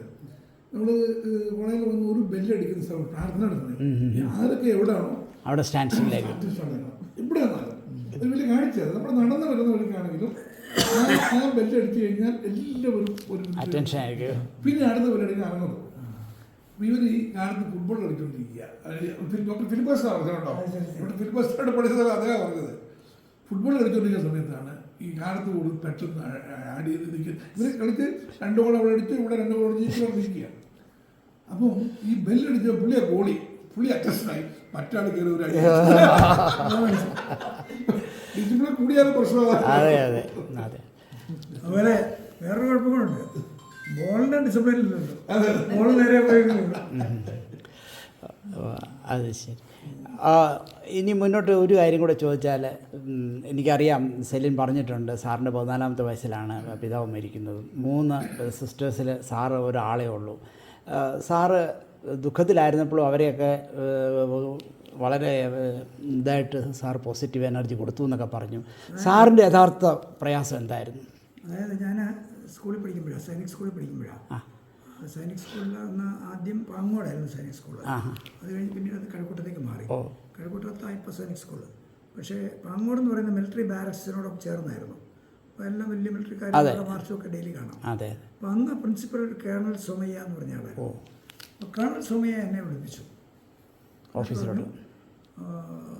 U can go home. ഞാൻ വിചാരിച്ചു ഒരിക്കലും അങ്ങോട്ട് ചോദിച്ചാൽ സമ്മതിക്കാതെ കേണൽ സോമയ്യ പൊക്കോളം പറഞ്ഞപ്പോൾ എനിക്ക് ഭയങ്കര അതിശയം, സന്തോഷം. ആ മനസ്സിൽ ആദ്യം അങ്ങനെ അങ്കിൾ എസ്കാം എന്ന് പറഞ്ഞാൽ അങ്കിള്, എൻ്റെ ഒരു അങ്കിള് ഉണ്ടായിരുന്നു, ജോസി എബ്രഹാം എന്ന് പറഞ്ഞ ആളാണ്. ജോസി എബ്രഹാം ഞാൻ വിളിച്ചോളാം. ജോസി എബ്രഹാം അവിടെ വന്ന് പ്രിൻസിപ്പലിനെ കണ്ട് എന്നെ കാര്യം പറഞ്ഞേച്ച് എന്നെ കൊണ്ടുപോകാൻ വന്നതാണ്. അപ്പം പെട്ടെന്ന് എന്നെ പ്രിൻസിപ്പൽ നേരിട്ട് വിളിച്ചിട്ട് യു ക്യാൻ ഗോ ഹോം എന്ന് പറഞ്ഞപ്പോഴത്തെ എനിക്ക് ഭയങ്കര അതിശയവും സന്തോഷമായി. ഇങ്ങോട്ട് പറഞ്ഞു വിടുന്നു. അപ്പം എന്നെ ചോദിച്ചാൽ വിടാത്ത ആൾ കണസമയ പറഞ്ഞനുസരിച്ച് ഞാൻ അദ്ദേഹത്തോടൊപ്പം പോയിന്ന്. അവിടെ നിന്ന് 4 മണിക്ക് മറ്റും വന്ന് ഞാൻ ആദ്യം പിറ്റേ ദിവസം മാജിക് ഷോ ഉണ്ട് അവിടെ.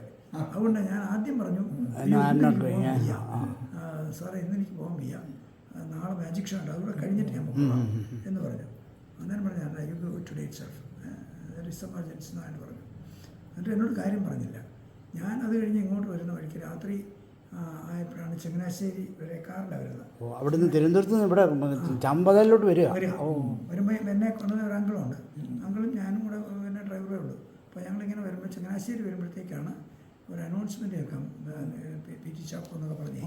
അന്നേരമാണ് എനിക്ക് ആദ്യം ഐഡിയ കിട്ടുന്നത്. അതിന് ഒരു ഐഡിയ ഇല്ല, അതുവരെ എന്നോട് പറഞ്ഞില്ല. ഈ 5 മണിക്കൂറും ഞാൻ ഞെട്ടിപ്പോയി. ഞാൻ ഉടനെ അങ്കിളിനോട് ചോദിച്ചു എന്നാ പറ്റിയത്.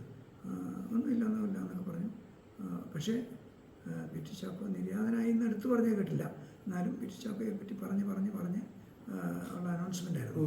അപ്പോൾ എനിക്ക് സംശയമായി എന്തോ കുഴപ്പമുണ്ടായിരുന്നു. ഞാൻ ചോദിച്ചു. അവസാനം പുള്ളി പറഞ്ഞു അത് നമ്മൾ അങ്ങ് ചെല്ലുമ്പോൾ അറിയാം, അവിടെ നീ നേരെ അങ്ങോട്ടല്ലേ പോകുന്നത്. അപ്പം അച്ഛൻ ഞങ്ങൾ വിളിക്കുന്നത്. അച്ഛൻ ആക്റ്റീവ് പൊളിറ്റീഷ്യൻ ആയിരുന്നെങ്കിലും ഇടയ്ക്ക് മന്ത്രിയായിരുന്നപ്പോൾ രാജിവെച്ച് കഴിഞ്ഞ് MLA ആയിരുന്നെങ്കിലും ഇടയ്ക്ക് കോടതി പോകുമായിരുന്നു. അങ്ങനെ കോടതിയിൽ ഒരു കൊലക്കേസ് നടത്താനായിട്ട് സ്ഥലം കാണാനായിട്ട് കോഴിക്കോട് അടുത്ത് പോയതാണ്, കുറ്റ്യാടി എന്ന് പറഞ്ഞ സ്ഥലം.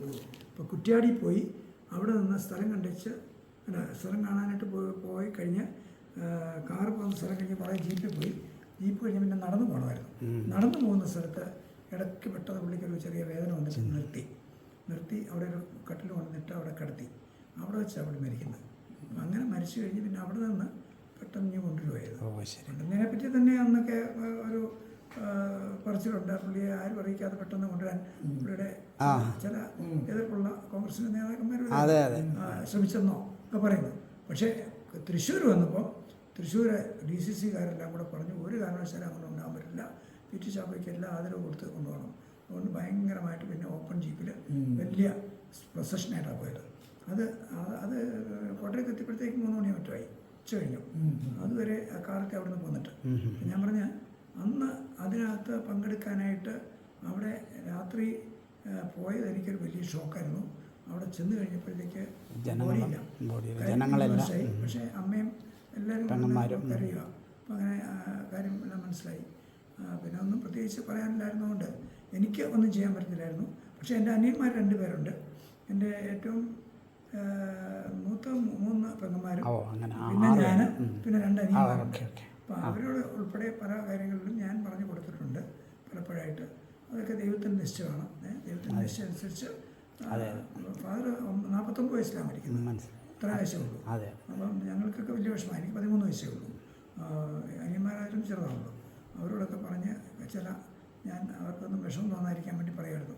അത് അമ്മയോട് പറയുമായിരുന്നു. അങ്ങനെയല്ല, ഈശോ ദൈവം ഇങ്ങനെയല്ല ചിന്തിച്ചിരിക്കുന്നത്, ആ രീതിയിൽ നമ്മൾ മനസ്സിലാക്കണമല്ലോ, നമുക്ക് അതനുസരിച്ച് അഡ്ജസ്റ്റ് ചെയ്യാവുന്നേ ഉള്ളൂ എന്നൊക്കെ പറയുമായിരുന്നു. ഇത് ആർക്ക് സംഭവിക്കാവുന്ന കാര്യമാണ്. അതേ ഉള്ളൂ. പക്ഷേ നമുക്കൊരിക്കലും താങ്ങാവുന്ന ഒരു നിരാശ ഒട്ടും. അതിലേറെ ദുഃഖം ഇപ്പം ഞങ്ങൾക്ക് വന്നു. ഞങ്ങളുടെ ഒരു മകൻ മരിച്ചുപോയി 42 വയസ്സിൽ. ഈയിടെയല്ലോ. ഇപ്പോൾ 2 വർഷം കഴിഞ്ഞു. അവന് ക്യാൻസർ ആയിരുന്നു. അവനൊരു IT മേഖലയിൽ വർക്ക് ചെയ്യുമായിരുന്നു. അവനും വൈഫും 2 പേരും ബാംഗ്ലൂരായിരുന്നു. ബാംഗ്ലൂർ കുടുംബസമേതം അവിടെ താമസിക്കുമ്പോഴായിരുന്നു. പിന്നെ അസുഖമായി കഴിഞ്ഞ് പിന്നെ ഇടക്കാലത്ത് കഴിഞ്ഞിട്ടില്ല, കൊറോണ ടൈമിൽ 1 മാസം ഒന്ന് വീട്ടിൽ നിൽക്കാന്ന് പറഞ്ഞോണ്ടിങ്ങനെ ഇവിടെ വന്നു. ഇവിടെ ഓൺലൈൻ ചെയ്താൽ മതിയല്ലോ. അപ്പം ജോലി ചെയ്തുകൊണ്ടിരിക്കുന്നിടയ്ക്ക് അവൻ എന്തോ ഒരു പ്രയാസം, വേദന ഇങ്ങനെ പുറത്തെങ്ങാണ്. അപ്പം ചിലപ്പോൾ ഇരിപ്പിൻ്റെ ആയിരിക്കും, ചെയറൊന്നും അല്ലല്ലോ. അങ്ങനെ ആയിരിക്കും വിചാരിച്ച് നല്ല വേറെ ചെയറൊക്കെ മേടിച്ചു. പിന്നെ നടക്കാൻ പോയി. ജിമ്മിലൊന്നും പോകാൻ പറ്റുന്നില്ല. അവർ നടക്കാൻ പോകും. അങ്ങനെയൊക്കെ ചെയ്തിട്ടും അതുകൊണ്ട് മാറുന്നില്ല. അപ്പം ഡോക്ടറെ അടുത്ത് ചോദിച്ചപ്പോൾ അതൊരു ടാബ്ലറ്റ് എടുക്കാൻ പറഞ്ഞു. അങ്ങനെ ഒരു 2 വീക്സ് കഴിച്ചപ്പോൾ അത് മാറി. പക്ഷെ പിന്നെ ഉടനെ തന്നെ പെയിൻ വരിക. അപ്പോൾ പിന്നെ ഹോസ്പിറ്റലിൽ പോയി ബ്ലഡ് നോക്കിയപ്പോൾ അവർക്ക് മനസ്സിലായി ചേഞ്ച് ഉണ്ട്. സ്കാൻ ചെയ്തപ്പോൾ ലിംഫോമയാണെന്ന് കൺഫേം ചെയ്തു. പിന്നെ അവിടെ വന്നിരുന്നു ട്രീറ്റ്മെൻറ്റിനൊക്കെ അമേരിക്കയിൽ. എല്ലാ ട്രീറ്റ്മെൻറ്റും ഹ്യൂസ്റ്റണിൽ MD ആൻഡേഴ്സണിലൊക്കെ വന്നിട്ടുണ്ടാവില്ലേ? അവിടെ ട്രീറ്റ്മെൻറ്റ് വന്നിരുന്നല്ലേ? ശരി. നല്ലതായിട്ട് ഇങ്ങ് വന്നു. പിന്നെ 2 മാസം സെക്കൻഡ് സാറേ, അപ്പം നമ്മൾ കുറച്ച് കാര്യങ്ങൾ പറഞ്ഞു. ഇനി അമ്മാമ്മയുടെ ഒരു ചെറിയ കാര്യം ചോദിച്ചാൽ, അമ്മാമ്മ ഒരു വലിയ കുടുംബത്തിലെ അംഗമാണ്. സഹോദരങ്ങളൊക്കെ എവിടെയൊക്കെയോ എത്തിയിട്ടുണ്ട്. അവരൊക്കെ എങ്ങനെയായി? അവരും ഇതുപോലെ ഹൗസ് വൈഫായിട്ടാണോ സിസ്റ്റേഴ്സ് അല്ല, അതോ ആരെങ്കിലും ജോലി പോയിരുന്നോ? സിസ്റ്ററിന് മനസ്സിൽ തോന്നിയിരുന്നോ ജോലിക്ക് പോകണമെന്ന്? എനിക്കോ? ആ അതിനുവേണ്ടിയാണോ പഠിച്ചതെന്നോ ചോദിക്കുക. MSc പഠിച്ചത് അതിനുവേണ്ടിയല്ല പഠിച്ചത്. ഓക്കെ ടൈം പോകാൻ. മനസ്സിലായി. ഞാൻ അത്യാവശ്യം ജോലി ചെയ്യിപ്പിക്കുമായിരുന്നു. ചെയ്യിക്കുമായിരുന്നു. പ്രത്യേകിച്ച് MP ആയി കഴിഞ്ഞപ്പോൾ അതെ അതെ ഈ വരുന്ന കത്തുകളൊന്നും ഞങ്ങൾക്ക് അങ്ങനെ വലിയ സ്റ്റാഫൊന്നും അതെ അതെ ഒരു ഡ്രൈവറും വേറെ ഡൽഹിയിലൊരു ക്ലാർക്കൊക്കെ ഉള്ളൂ. ആ ഇവിടെ സ്ഥിരമായിട്ടാരുമില്ല. അപ്പം ഞാൻ പറഞ്ഞ് നോട്ടിട്ട് കൊടുത്തു കഴിഞ്ഞാൽ മറുപടി തയ്യാറാക്കുമായിരുന്നു. അത് ശരി. മറുപടി കൈയക്ഷരമല്ല, നല്ല കൈയക്ഷരത്തിൽ നല്ലപോലെ എഴുതി, മലയാളത്തിലാണെങ്കിൽ മലയാളത്തിൽ, ഇംഗ്ലീഷിലാണെങ്കിൽ ഇംഗ്ലീഷിൽ എഴുതി എല്ലാവരും ഏത് കത്തിനും മറുപടി അയക്കുമായിരുന്നു. അപ്പം അതൊരു നല്ല കാര്യമായിരുന്നു. കാരണം അതൊരു ഫോളോ അപ്പ് നടത്തി തീർച്ചയായും അയച്ചവർക്ക് അത് എനിക്ക് കുറ്റവും പറഞ്ഞിട്ടുണ്ട് എന്നോട്. പാർട്ടി പോലും നോക്കാൻ ചെയ്യുന്നതാണോ, എതിരാളിക്ക് ഗുണം ചെയ്തില്ല എന്നൊക്കെ ചോദിക്കും, സെലക്ട് ചെയ്യും, അങ്ങനെയൊക്കെ. അത് തന്നെയല്ല, ഒരു അവസാനത്തെ ഒരു ഇലക്ഷൻ എന്നെ മാണി സാറ് ജോസ് കെ മാണി വന്നപ്പോൾ പുറത്താക്കി. പുറത്താക്കി കഴിഞ്ഞപ്പോൾ ഞാൻ എങ്ങും ഇല്ലാതായി നിന്നപ്പോഴത്തേക്ക് ഞാനെന്നാൽ പൊളിറ്റിക്സ് നിർത്തി പ്രാക്ടീസ് ചെയ്യാമെന്നൊക്കെ വിചാരിച്ചുകൊണ്ടിരിക്കുമ്പോൾ ഈ ഒറ്റയാന്മാർ 3-4 പേരുണ്ടായിരുന്നു പലർക്കും. അവരെല്ലാം എന്നെ നിർബന്ധിച്ച് പാർലമെൻറ്റിൽ ഒരു ചെറിയ ഫോറം ഉണ്ടാക്കാമെന്ന് പറഞ്ഞ് തുടങ്ങിയാണ് ഇന്ത്യൻ ഫെഡറൽ ഡെമോക്രാറ്റിക് ഫോറം എന്ന് പറഞ്ഞ് ഞങ്ങളവിടെ തുടങ്ങി. ഞാൻ ലീഡറായിട്ട് ഒരു ഫോറം, അതിനകത്ത് കാശ്മീരിൽ നിന്ന് ഒരാൾ, ബീഹാറിൽ നിന്ന് 2 പേര്, ദാദ്ര നഗർ ഹവേലി ഒരാൾ, അങ്ങനെ 5 പേരായിരുന്നു. 5 അല്ല 6 പേരുണ്ടായിരുന്നു. പക്ഷേ ഒരാൾ ആക്റ്റീവ് അല്ലായിരുന്നു. 5 പേര് കൂടി പിന്നെ അത് പാർട്ടിയാക്കി ഒരു അൻവാറുൽ ഹക്ക് എന്ന് പറയുന്ന ബീഹാറുകാരനെ ചെയർമാനാക്കി. ഞാൻ പാർലമെന്ററി പാർട്ടി ലീഡറുമായി. അങ്ങനെ അത് നല്ല രീതിയിൽ പോയായിരുന്നു. IFDP, Indian Federal Democratic Party മത്സരിച്ചപ്പോൾ സത്യത്തിൽ കോൺഗ്രസിൻ്റെയോ അല്ലെങ്കിൽ CPM-ൻ്റെയോ അല്ലാതെ ആരും ഇവിടെ ജയിക്കത്തില്ല, 2 മുന്നണി. അപ്പോൾ അത് കാരണം ഞാൻ 5 തെരഞ്ഞെടുപ്പ് ജയിച്ച ആൾ ഇനിയിപ്പോൾ അടുത്ത പ്രാവശ്യം നിന്നാൽ തോറ്റു പോകുന്നുള്ള ഉറപ്പാണ്. അതുകൊണ്ട് ഒരു കാരണവശാലും ഇവിടെ നിന്നാൽ ജയിക്കത്തില്ല എന്ന് വിചാരിച്ചിരിക്കുമ്പോഴാണ് അന്ന് എനിക്കൊരു അവസരം ഉണ്ടായി. ഇടയ്ക്ക് എൻ്റെ ഞങ്ങൾ വേറൊരു പാർട്ടിയുടെ അന്ന് ഭരിച്ചുകൊണ്ടിരുന്ന പാർട്ടിയുടെ നേതാവ് പറഞ്ഞു, you must come to parliament some way because you are very active, you must come. അതുകൊണ്ട് we will do one thing, we will find a seat for you. You cannot win from Kerala nobody can. അദ്ദേഹം BJP-യുടെ ആളാണ്. BJP വിചാരിച്ചാൽ എത്ര vote കിട്ടും അവിടെ? അന്ന് ഇന്നത്തെ പോലെ അല്ലല്ലോ. വോട്ട് വേണം. പക്ഷേ എന്നോട് ചോദിച്ചു അവിടെ എത്ര വോട്ട് അവർക്ക് കിട്ടിയത്? 47,000 ഉള്ളൂ. അപ്പോൾ എന്നോട് പറഞ്ഞു, no you should not contest from there, you will find out a seat and tell us എന്ന് പറഞ്ഞ് എന്നോട് അവസാനം അഡ്വാനിയാണ് പറഞ്ഞത്. You tell us a seat, we will try to give you എന്ന് പറഞ്ഞ് അവസാനം ഞാൻ നോക്കിയപ്പോൾ ദമൻ എന്ന് പറഞ്ഞൊരു കോൺസ്റ്റിറ്റ്യുവൻസി ഉണ്ട് ഗുജറാത്തിലാണ്. ദമൻ ഡ്യൂ. അപ്പോൾ അവിടെ 15,000 അല്ല 1,00,000 പേരെ ഉള്ളൂ ആകെ ജനസംഖ്യ. 15,000 പേര് മലയാളികളാണ്. അപ്പോൾ അത് കണ്ടുകൊണ്ട് ഞാൻ എൻ്റെ അടുത്ത് ദാദ്ര നഗർ ഹവേലി എന്ന് പറയുന്നത് അതുപോലെ ഐലൻഡാണ്. അപ്പോൾ അവിടെയുള്ള ഒരു ആൾ ഞങ്ങളുടെ ഉണ്ടായിരുന്നു, ഒരു മോഹൻ ദൽക്കർ. അയാൾ എന്നെ ഇന്ത്യ വിടത്തില്ല, മത്സരിക്കണം ഒന്നും അറിയണ്ട, ഞങ്ങൾ ജയിപ്പിച്ചോളാം പറഞ്ഞിട്ടുണ്ട്. പിന്നെ അവിടെ പോയി ഞങ്ങൾ ചെറിയ പ്രചരണമൊക്കെ തുടങ്ങി. മറ്റേ അഡ്വാനി ഇടപെട്ട് ആ സീറ്റ് എന്നാൽ മത്സരിച്ചോളാൻ പറഞ്ഞു.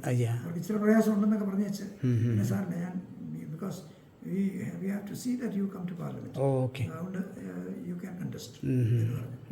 അങ്ങനെ അവിടെ കണ്ടസ്റ്റ് ചെയ്യാനൊക്കെ ഇരുന്നപ്പം പക്ഷേ തെരഞ്ഞെടുപ്പ് എടുക്കാറായപ്പോൾ എനിക്കൊരു വലിയ വിഷമം. ഞാൻ ഈ മൂവാറ്റുപുഴ പാർലമെൻറ്റ് മണ്ഡലത്തിൽ നിന്ന് 5 പ്രാവശ്യം ജയിച്ചു. അവസാനമൊക്കെ എനിക്ക് 1,25,000 ഭൂരിപക്ഷമുണ്ട്, നല്ല ഭൂരിപക്ഷത്തിലാണ് ജയിച്ചത്. അപ്പോൾ അത് കഴിഞ്ഞാൽ അവിടെ നിന്ന് മാറിപ്പോകാനൊരു വലിയ വിഷമം. അത് കഴിഞ്ഞ് ഞാൻ അവരോടൊക്കെ പോയി പറഞ്ഞു, ഞാൻ മാറത്തില്ല, ഇവിടെ തന്നെ മത്സരിച്ചാൽ തോറ്റോട്ടെ. അത് രണ്ടും കൽപ്പിച്ച് അങ്ങനെ മത്സരിച്ചു. പക്ഷേ ഞാൻ ജയിച്ചു. അത് 529 വോട്ടിനാണ് ജയിച്ചു. എത്ര റെക്കോർഡ് ചെയ്ത് കാണും. പത്രക്കാരനോട് ചോദിച്ചു, ഈ 1,25,000 ജയിച്ച ആള് വെറും 503 അതും പാർലമെന്റിലേക്ക് ജയിച്ചതിനകത്ത് വിഷമമുണ്ടോ?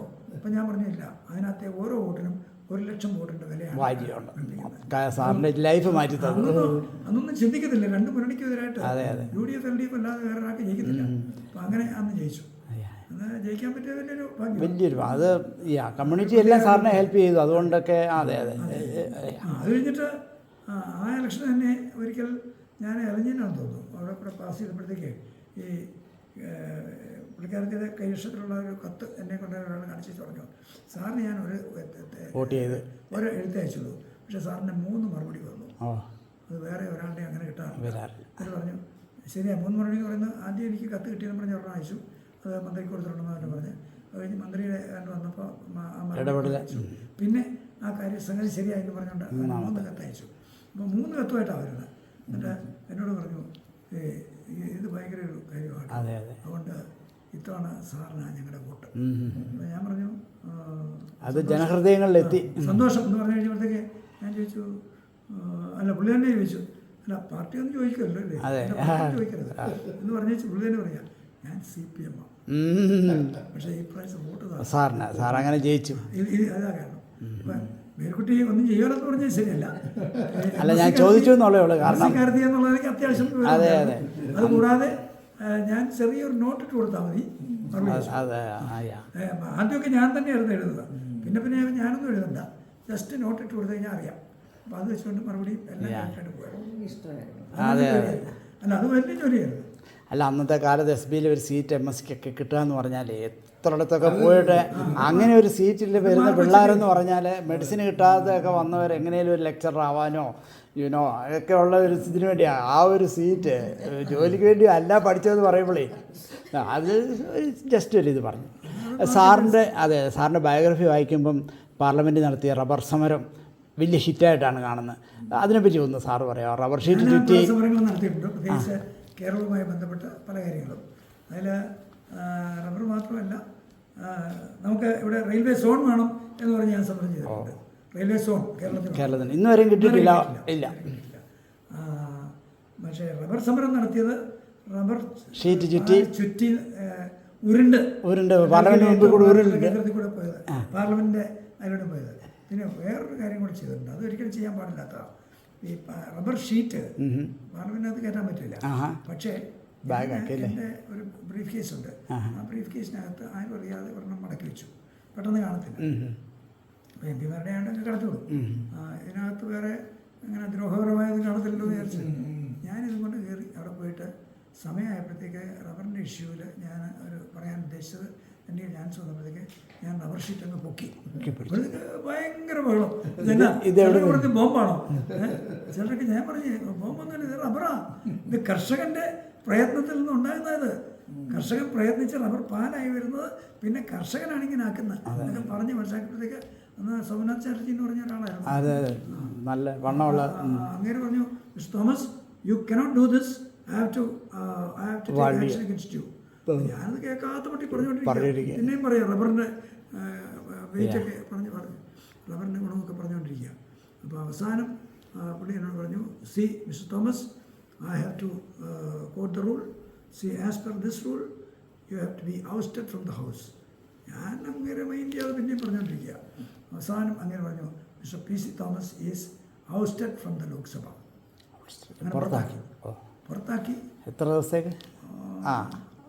1 വീക്ക് ആയിരിക്കും അല്ലേ, അല്ലേ ആ സെഷൻ ആയിരിക്കും അല്ലേ? അതെ ഏത് കൊല്ലം ഇല്ല കുഴപ്പമില്ല. അത് കഴിഞ്ഞിട്ട് അല്ല, എത്ര നാളത്തേക്ക് എന്നെ പുറത്താക്കിയത് ഇൻഡെഫിനിറ്റാണ്. അപ്പം പുറത്താക്കി രക്ഷയില്ല, പിന്നെ കയറാൻ പോലും വയ്യ. പക്ഷേ പിറ്റേ ദിവസം പുള്ളി ഒരാളെ വിട്ടു. അപ്പോൾ Somnath Chatterjee, Thomas you please come and see me. ഞാൻ ചെന്നപ്പോൾ പറയാം, എനിക്കിന്നലെ ഉറങ്ങാൻ പറ്റിയില്ല. Because I have ousted a member like you, I should not have done that. ഞാൻ പറഞ്ഞു, you have done only as per the rules.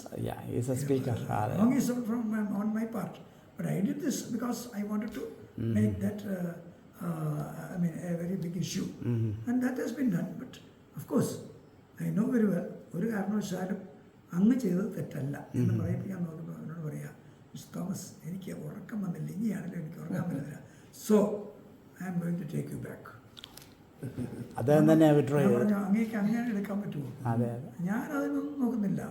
മറ്റേ നിങ്ങളെ പുറത്താക്കുന്നതിന് ഞാൻ റൂൾ നോക്കിയായിരുന്നു. അപ്പോൾ അകത്തോട്ടെടുക്കുന്നതിന് ഞാൻ റൂൾ പോലും നോക്കുന്നുണ്ട്.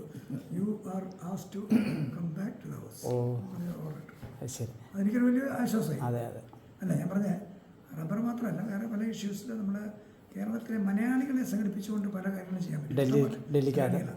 പ്രത്യേകിച്ച് അവസാനം ഡൽഹി കേരള കോൺഗ്രസ് എന്ന് പേര് പോയി. കേരള കോൺഗ്രസ് ഡൽഹി യൂണിറ്റ്. അപ്പോൾ കറണ്ടൊക്കെ ചോദിക്കുന്നത് കേരള കോൺഗ്രസ് ഡൽഹി യൂണിറ്റോ? ഇതന്നെ കേരള കോൺഗ്രസ് അല്ലേ നിങ്ങൾ? പിന്നെ ഡൽഹി യൂണിറ്റ്, ഡൽഹിയിൽ ലെറ്ററിൽ വേണേ ആകാവുന്നത്, ഇവിടെ വേണേ ആകാവുന്നത്. പക്ഷേ ഞങ്ങൾ ഡൽഹി യൂണിറ്റ് ഉണ്ടാക്കിയിട്ടുള്ള ഗുണം എന്താണെന്ന് വെച്ച് കഴിഞ്ഞാൽ അതിനകത്ത് പാർട്ടി ഭേദമന്യേ ആളുകൾ വന്ന് എല്ലാ പരിപാടിക്കും പോകും. നമ്മൾ പല കാര്യത്തിനു വേണ്ടി കൂടിയിട്ടുണ്ട്. പിന്നെ സാർ ഒരു ഇൻഫ്ലുവൻഷ്യൽ ആണല്ലോ, ലീഡർഷിപ്പിലൂടെ ഒരു പാലമാണല്ലോ. അവിടെ നിന്ന് എന്തെങ്കിലും കാര്യങ്ങൾ പറയാനും എടുക്കാനും ഒക്കെ. അതെ, നമ്മൾ പല ഇഷ്യൂസ് റൈസ് ചെയ്യുമായിരുന്നു. ഇഷ്യൂസ് റൈസ് ചെയ്യാനായിട്ട് പല രീതിയിൽ നമുക്ക് പറ്റും. ഒന്ന്, നമുക്ക് സാധാരണ രീതിയിൽ ചെയ്യുന്ന മാർഗങ്ങളൊക്കെ. പിന്നെ അതല്ലാതെ നിയമം ഉപയോഗിച്ച് നമുക്ക് പല കാര്യങ്ങളുണ്ട്. അതെനിക്ക് ഞാൻ പഠിച്ച് അതനുസരിച്ച് ചില കുട്ടികൾ എന്നെ വേണ്ടെന്ന് പറഞ്ഞാലും എന്നെ വിളിക്കാതിരിക്കാൻ പറ്റില്ല. എനിക്ക് ഒരു ഇതിനകത്ത് ഞാനൊരു പ്രത്യേക ഒരു വകുപ്പ് വെച്ചുകൊണ്ട് ഒരു കിട്ടും. എന്നിട്ട് എന്നെ വിളിച്ചില്ല. ഞാൻ പറഞ്ഞു എന്നെ വിളിക്കണം. As per this rules it is the duty of the speaker to call me. അപ്പോൾ പുള്ളി അതൊക്കെ നോക്കി പറഞ്ഞു, yes mister Thomas you can submit പറഞ്ഞു. അപ്പം എനിക്ക് പറയാൻ പറ്റി. അപ്പം ഞാൻ ഏതോ ഒരു നിയമത്തിൽ വരുത്തേണ്ട മാറ്റങ്ങളെക്കുറിച്ചാണ് ഞാൻ പറയുന്നത്. അപ്പം ഞാൻ പറഞ്ഞ നിയമം പഠിച്ചാൽ അത് വളരെ പ്രയോജനകരമായിരുന്നു എന്ന് എനിക്ക് തോന്നിയ ഒരു അവസരമാണ് പാർലമെൻറ്റ്. ഏത് ടോപ്പിക്കിലും നമുക്കൊരു ഉത്തരം പറയാൻ. ലോക്സഭയിലൊക്കെ ആണെങ്കിൽ പാർലമെൻറ്റിലൊക്കെ നമ്മൾ റൂൾസ്, ചട്ടങ്ങൾ ശരിക്കും പഠിച്ചാൽ അത് വെച്ച് നമുക്ക് പ്രയോജനപ്പെടുത്താൻ പറ്റും. അത് വെച്ച് നമ്മൾ വേറെ ഒരാളെ പിടിക്കാനും പറ്റും മനസ്സിലായ രീതിയിൽ. അത് ഗുണകരമാകത്തില്ല. അത് ലോയുടെ പഠിക്കാൻ പറ്റിയ ഞാൻ ആക്റ്റീവ് പ്രാക്ടീസിലായിരുന്നു തൊടുപുഴയിൽ. പ്രാക്ടീസിലായിരുന്നു ഞാൻ. സത്യത്തിൽ ഇന്നലെ എന്നെ അവർ വിളിച്ചിട്ട് ഞാൻ പോയെന്ന് ഞാൻ പറഞ്ഞു. അവിടെ പോയപ്പോൾ ഞാൻ അവിടെ പ്രസംഗിച്ച് പറയുകയും ചെയ്തു. കാരണം വിദ്യാസാഗർ എൻ്റെ അടുത്ത സുഹൃത്തായിരുന്നു. പുള്ളി അടിമാനക്കാരനാണ്. പുള്ളി ഞങ്ങളൊക്കെ ഏതാണ്ട് ഒരു ബാച്ചാണ്. പുള്ളി അങ്ങോട്ട് മാറും ഏതായാലും. എന്നിട്ട് പുള്ളി എന്നെ നിർബന്ധിക്കുക, താൻ വരണം. ഞാൻ പറഞ്ഞു, ഞാൻ എന്തിനാ വരുന്നത്? എനിക്കിവിടെ രാമപിള്ള സാർ എൻ്റെ സീനിയറിൻ്റെ പുള്ളി ഹൈക്കോടതിയിലോട്ട് പോയപ്പോൾ ഓഫീസ് വരെ എനിക്ക് സ്വന്തമായി ഓഫീസ് വരെയായി. ഞാനും വരത്തില്ല എന്ന് പറഞ്ഞു. പക്ഷേ പുള്ളി എന്നെ നിർബന്ധിച്ചുകൊണ്ടിരുന്നിട്ട് അവസാനം പുള്ളി പറയുന്ന ഇതാ, ഏറ്റവും അധികം കൊലക്കേസുള്ള സ്ഥലം ഏതാണെന്നറിയോ? അത് ഞങ്ങളുടെ ജില്ലയാണ്, ഇടുക്കി ജില്ലയാണ്.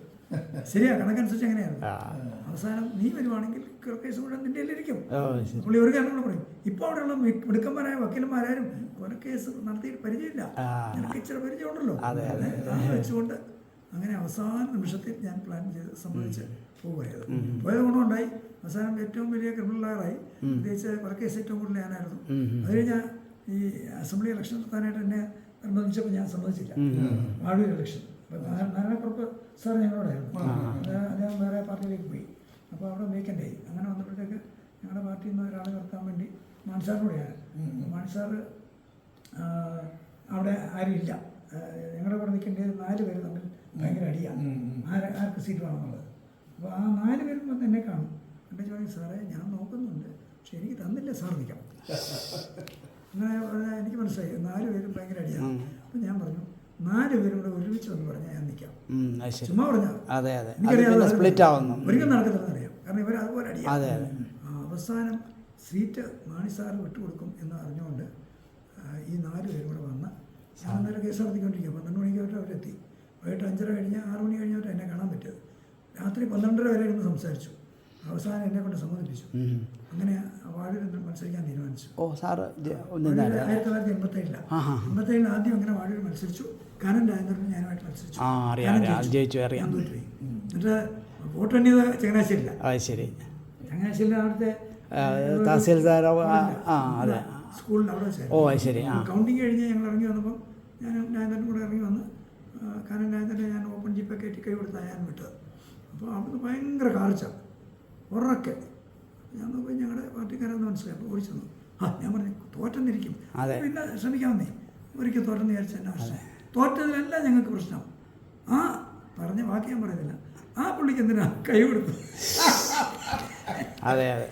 ഞാൻ പറഞ്ഞു അയാളല്ലേ ജയിച്ചത്.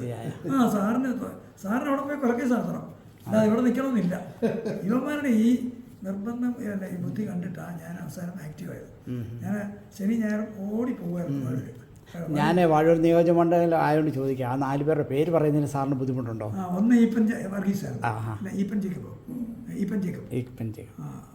പുള്ളി, പിന്നെ KA ആൻ്റണി, പിന്നെ ഒരു PM ജോസ്, അങ്ങനെ ജോസ് അറിയപ്പെടുന്നത്, പിന്നെ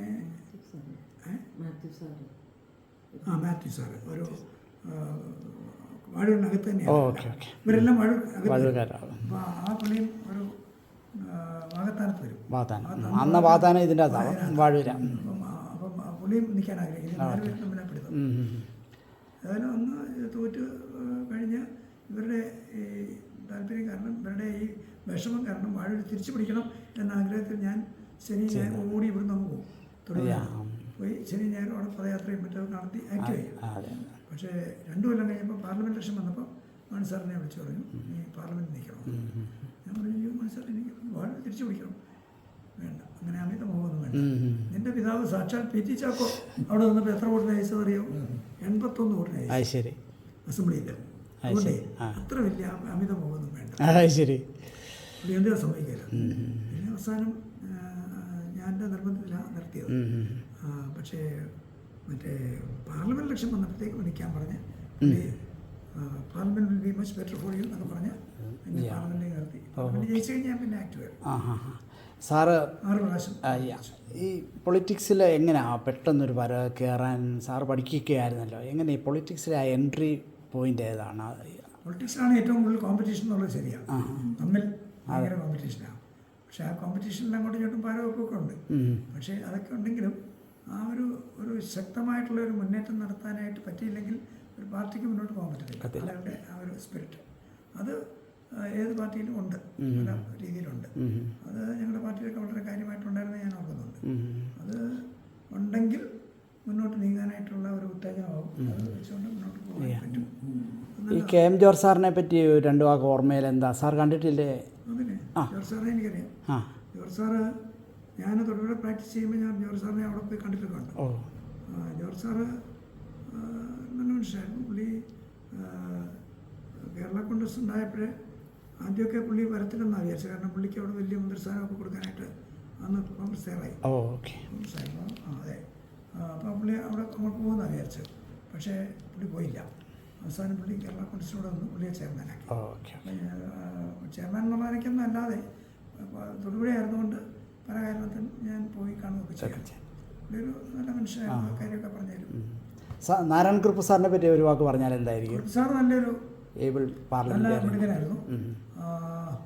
ഞങ്ങൾക്കൊക്കെ വലിയ താല്പര്യമായിരുന്നു. കാരണം ഞങ്ങളുടെ പഴയ ഒരു MLA ആയിരുന്ന എൻ്റെ ഫാദർ പി ടി ചാക്കോ അവിടെ നിന്ന് ജയിക്കുമെന്ന് ഞാൻ പറഞ്ഞില്ലേ, കഷ്ടിച്ചയച്ചെന്ന്. അതിനടുത്ത പ്രാവശ്യം വൈക്കത്ത് പോയി VK വേലപ്പനെ കൊണ്ട് നിർത്തിയാണ് ജയിപ്പിച്ചത്. പുള്ളി പാലായിക്കടുത്ത് മീനച്ചിൽ വന്ന് ജയിച്ചു. 64 പുള്ളി മരിച്ചു ഓഗസ്റ്റിൽ. 64 അവരുടെ പാർട്ടിയിലും പ്രശ്നമുണ്ടായി. പുള്ളിയെ ചില മാറ്റി നിർത്തുക. പുള്ളി രാജിവെച്ചു. എന്തോ ശങ്കരനെ എതിർപ്പുണ്ടെന്നൊക്കെ അറിഞ്ഞുകൊണ്ട് പുള്ളി രാജിവെച്ചു. മന്ത്രിസ്ഥാനം രാജിവെച്ചു. രാജിവെച്ച് നിൽക്കുമ്പോഴാണ് പുള്ളി പിന്നെയും ആക്റ്റീവ് പ്രാക്ടീസിലൊക്കെ നിൽക്കുമ്പോഴാണ് പെട്ടെന്ന് മരിച്ചുപോയി. പക്ഷേ പുള്ളി മരിച്ചു കഴിഞ്ഞ് ഒരു കുറച്ച് നാളുകൂടെ കഴിഞ്ഞപ്പോഴാണ് ബാക്കിയുള്ളവരെല്ലാം കൂടെ കൂടി പുള്ളിയോട് അടുപ്പമുണ്ടായിരുന്നവർ കൂടിയാണ് കേരള കോൺഗ്രസിന് കൊടുത്തത്. എല്ലാവരും വന്നില്ല. ഏറ്റവും അടുത്ത പുള്ളിയുടെ ചില ആളുകൾ വന്നില്ല. എനിക്കറിയാം. ഒരു നേർക്കുന്നകാരനൊരു PM പോലീസല്ലോ, പുള്ളി ഫാദറിൻ്റെ അടുത്തയാണ്. ശരിക്കും കേരള കോൺഗ്രസിന് പോകണമെന്ന് ആഗ്രഹം ഉണ്ടായിരുന്നോ? കോൺഗ്രസ് വിട്ട് പോകണമെന്ന് ആഗ്രഹം ഉണ്ടായിരുന്നു? ഫാദർ പിരിച്ചോട്ടുണ്ടെങ്കിൽ വേറൊരു പാർട്ടി ചിലപ്പോൾ ഉണ്ടാവില്ല. കാരണം അദ്ദേഹം ഒരു പാർട്ടി എന്നോട് ചേട്ടൻ അത് ചോദിക്കും. ഞാനും പറയും, ഞാനും അദ്ദേഹത്തെ പോലെ തന്നെയാണ്. അദ്ദേഹം കോൺഗ്രസ് ആയിരുന്നുകൊണ്ട് കോൺഗ്രസ് ആയിട്ട് തന്നെ ആയിരുന്നു. ഞാൻ കേരള കോൺഗ്രസ് ആയതുകൊണ്ട് അതിൽ നിന്ന് പോകത്തില്ല എന്ന് പറയും. അങ്ങനെ പറയുമ്പോഴേ പിന്നെ അല്ല, ഞാൻ പറഞ്ഞ പുള്ളി എന്നോട് ബാലകൃഷ്ണൻ പറഞ്ഞിട്ടുണ്ട്, ഞങ്ങളൊക്കെ നിർബന്ധിക്കാതെ നമുക്ക് വേറെ പാർട്ടി ഉണ്ടാക്കാൻ എന്നൊന്നും ചിന്തിക്കേണ്ടെന്ന് പറയും. അപ്പോൾ പുള്ളി അതിന് തയ്യാറില്ലാന്ന് തോന്നുന്നു. പക്ഷേ പുള്ളിയുടെ മരണത്തിന് ശേഷം പുള്ളിയോടൊപ്പം ഉണ്ടായിരുന്നവരെ അതുപോലെ തഴയുമായിരുന്നു. അവരങ്ങ് ഒന്നുമില്ലാതെ. അതുകൊണ്ട് അവർ ആലോചിച്ചു, അങ്ങനെ പാർട്ടി നന്നായിട്ട് മുന്നേറുകയും ചെയ്തു. പിന്നെ പാർട്ടിയിൽ ഒരുപാട് ഭിന്നതകളൊക്കെ വന്ന് വളരും തോറും മണിസാറല്ലേ പറഞ്ഞത്, മണിസാറിന് ഈ പാർട്ടി പിളരുന്നതല്ലേ എന്ന് ചോദിക്കുക. അങ്ങനെയാ, വളരും തോറും പിളരും, പക്ഷെ പിളരും തോറും വളരും. മണിസാറിന് ഇങ്ങനെയുള്ള വലിയ കഴിവുണ്ട്. കുറുപ്പ് സാറ് ഞങ്ങളുടെ കൂടെ വന്ന് വേറൊരാള് മരിച്ചു പോയപ്പം പുള്ളി MP ആയി, അല്ല MLA ആയി. അത് കഴിഞ്ഞ് ഒരു പ്രാവശ്യം കൂടി ജയിച്ചെന്ന് എനിക്ക് തോന്നുന്നത്. അടുത്ത ഇലക്ഷൻ വന്നപ്പോൾ പുള്ളി വേറെ പാർട്ടിയിലേക്ക് പോയി. അങ്ങനെ വന്നപ്പോഴാണ് ഒരു വേക്കൻസി വന്നത് അവിടെ. പക്ഷേ കുറുപ്പ് സാറ് ഞങ്ങളുമായിട്ട് നല്ല അടുപ്പായിരുന്നു. ഞാനത് കഴിഞ്ഞ് പോയി കാണുകയൊക്കെ ചെയ്യാം. ഉറപ്പിനെ കുറിച്ച് പറയുമല്ലോ. അതെ അതെ അതെ. ആ കാലത്ത് പുള്ളി ട്രാൻസ്പോർട്ട് മിനിസ്റ്ററൊക്കെ ആയിരുന്നു. നല്ലൊരു അതെ അതെ എക്കോ ഉണ്ടാക്കുമായിരുന്നു. അതെ അതെ സാറിന്റെ വീട് എനിക്ക് എപ്പോഴും നല്ല അതെ അതെ. ചമ്പക്കര നെടുമണ്ണി അതെ. ആ നെത്തല്ലൂർ കവലയെന്ന് അങ്ങോട്ട് പോകുന്നു. നെടുമണ്ണിയാണ് നെത്തല്ലൂർ കവലയെന്ന് അങ്ങോട്ട് വരും. ചമ്പക്കര. ഞാനവിടെ പോയി പലപ്പോഴും കണ്ടിട്ടുണ്ട്. അതെ അതെ. ഇപ്പം ജയരാജ് സാറും ആ കോർണർ വീടുണ്ടല്ലോ. ഞങ്ങൾ 2 പാർട്ടിയിലായിരുന്നപ്പോഴും കാണുമായിരുന്നു. അതെ അതെ. നല്ല മനുഷ്യനാണ്. അതെ അതെ. സാറ് രാഷ്ട്രീയത്തിൽ പോയില്ലായിരുന്നെങ്കിൽ തീർച്ചയായിട്ടും ഒരു വക്കീലായിട്ട് തന്നെ ജീവിതം മുന്നോട്ട് പോയനായിരുന്നു അല്ലേ സാർ? രാഷ്ട്രീയത്തിൽ പോലില്ലായിരുന്നു ഞാൻ ഇവിടുത്തെ കുക്കായി മാറിയത്. അതൊരു വലിയ അല്ല, രാഷ്ട്രീയത്തിൽ പോയതുകൊണ്ട് ഞാൻ കാണുന്ന ഒരു ഗുണം ഈ മറ്റുള്ളവരെ സഹായിക്കുക എന്നുള്ള ഒരു വലിയൊരു കാര്യം ചെയ്യാനായിട്ട് പറ്റുന്ന ഒരു മേഖല ഈ രാഷ്ട്രീയ രംഗത്ത് അത് ഏത് പാർട്ടി നമുക്ക് കാര്യങ്ങളൊക്കെ കുറേയൊക്കെ മനസ്സിലാക്കാൻ പറ്റും. മറ്റുള്ളവരുടെ മാത്രമല്ല മറ്റുള്ളവരെ സഹായിക്കാൻ പറ്റും. ഇന്ന് കാലത്ത് ഇവിടെ ഒരാൾ എന്നോട് പറഞ്ഞു, ഓരോ ആളെ വിളിച്ച് പറയാം ഒരു കാര്യം വിളിച്ച് പറഞ്ഞാൽ അത് അയാൾ ചെയ്താൽ പുള്ളിക്ക് വലിയൊരു ഗുണമുണ്ട്. കുറച്ച് മുമ്പ് നിങ്ങൾ വരുന്ന കുറച്ച് മുമ്പ് വിളിച്ച് പറഞ്ഞു, അയ്യോ ശരിയായി കേട്ടോ, അയാൾ അത് ചെയ്തു തന്നു. അങ്ങനെ നമ്മളെ പല കാര്യത്തിലും നമുക്കിപ്പം പൈസ കൊടുത്ത് ആരെയും ചിലപ്പോൾ സഹായിക്കാൻ പറ്റത്തില്ല. പക്ഷേ ഇതുപോലെ പല രീതിയിൽ പലരെയും സഹായിക്കാൻ പറ്റും എന്ന് ഓർക്കുമ്പോൾ ഞാൻ അഭിഭാഷക വൃത്തിയിൽ എനിക്ക് നല്ല നേട്ടം ഉണ്ടായിരുന്നെങ്കിലും ഏറ്റവും കൂടുതൽ ആ രംഗത്ത് ഷൈൻ ചെയ്ത് മുന്നോട്ട് പോകാൻ പറ്റിയെങ്കിലും അതോടൊപ്പം തന്നെ രാഷ്ട്രീയ രംഗത്തെ ഈ വലിയൊരു ഭാഗ്യം ഈ അതെ സാറിനെ ഐഡൻറ്റിഫൈ കേരളത്തിൽ ജനങ്ങൾ അറിയുന്നത് രാഷ്ട്രീയത്തിലെ ഇത് വെച്ചാണല്ലോ. അതെ, രാഷ്ട്രീയ രംഗത്ത് ഉള്ള ഏറ്റവും നല്ല ഗുണം ഞാൻ വിചാരിക്കുന്നത് മറ്റുള്ളവരെ സഹായിക്കാൻ.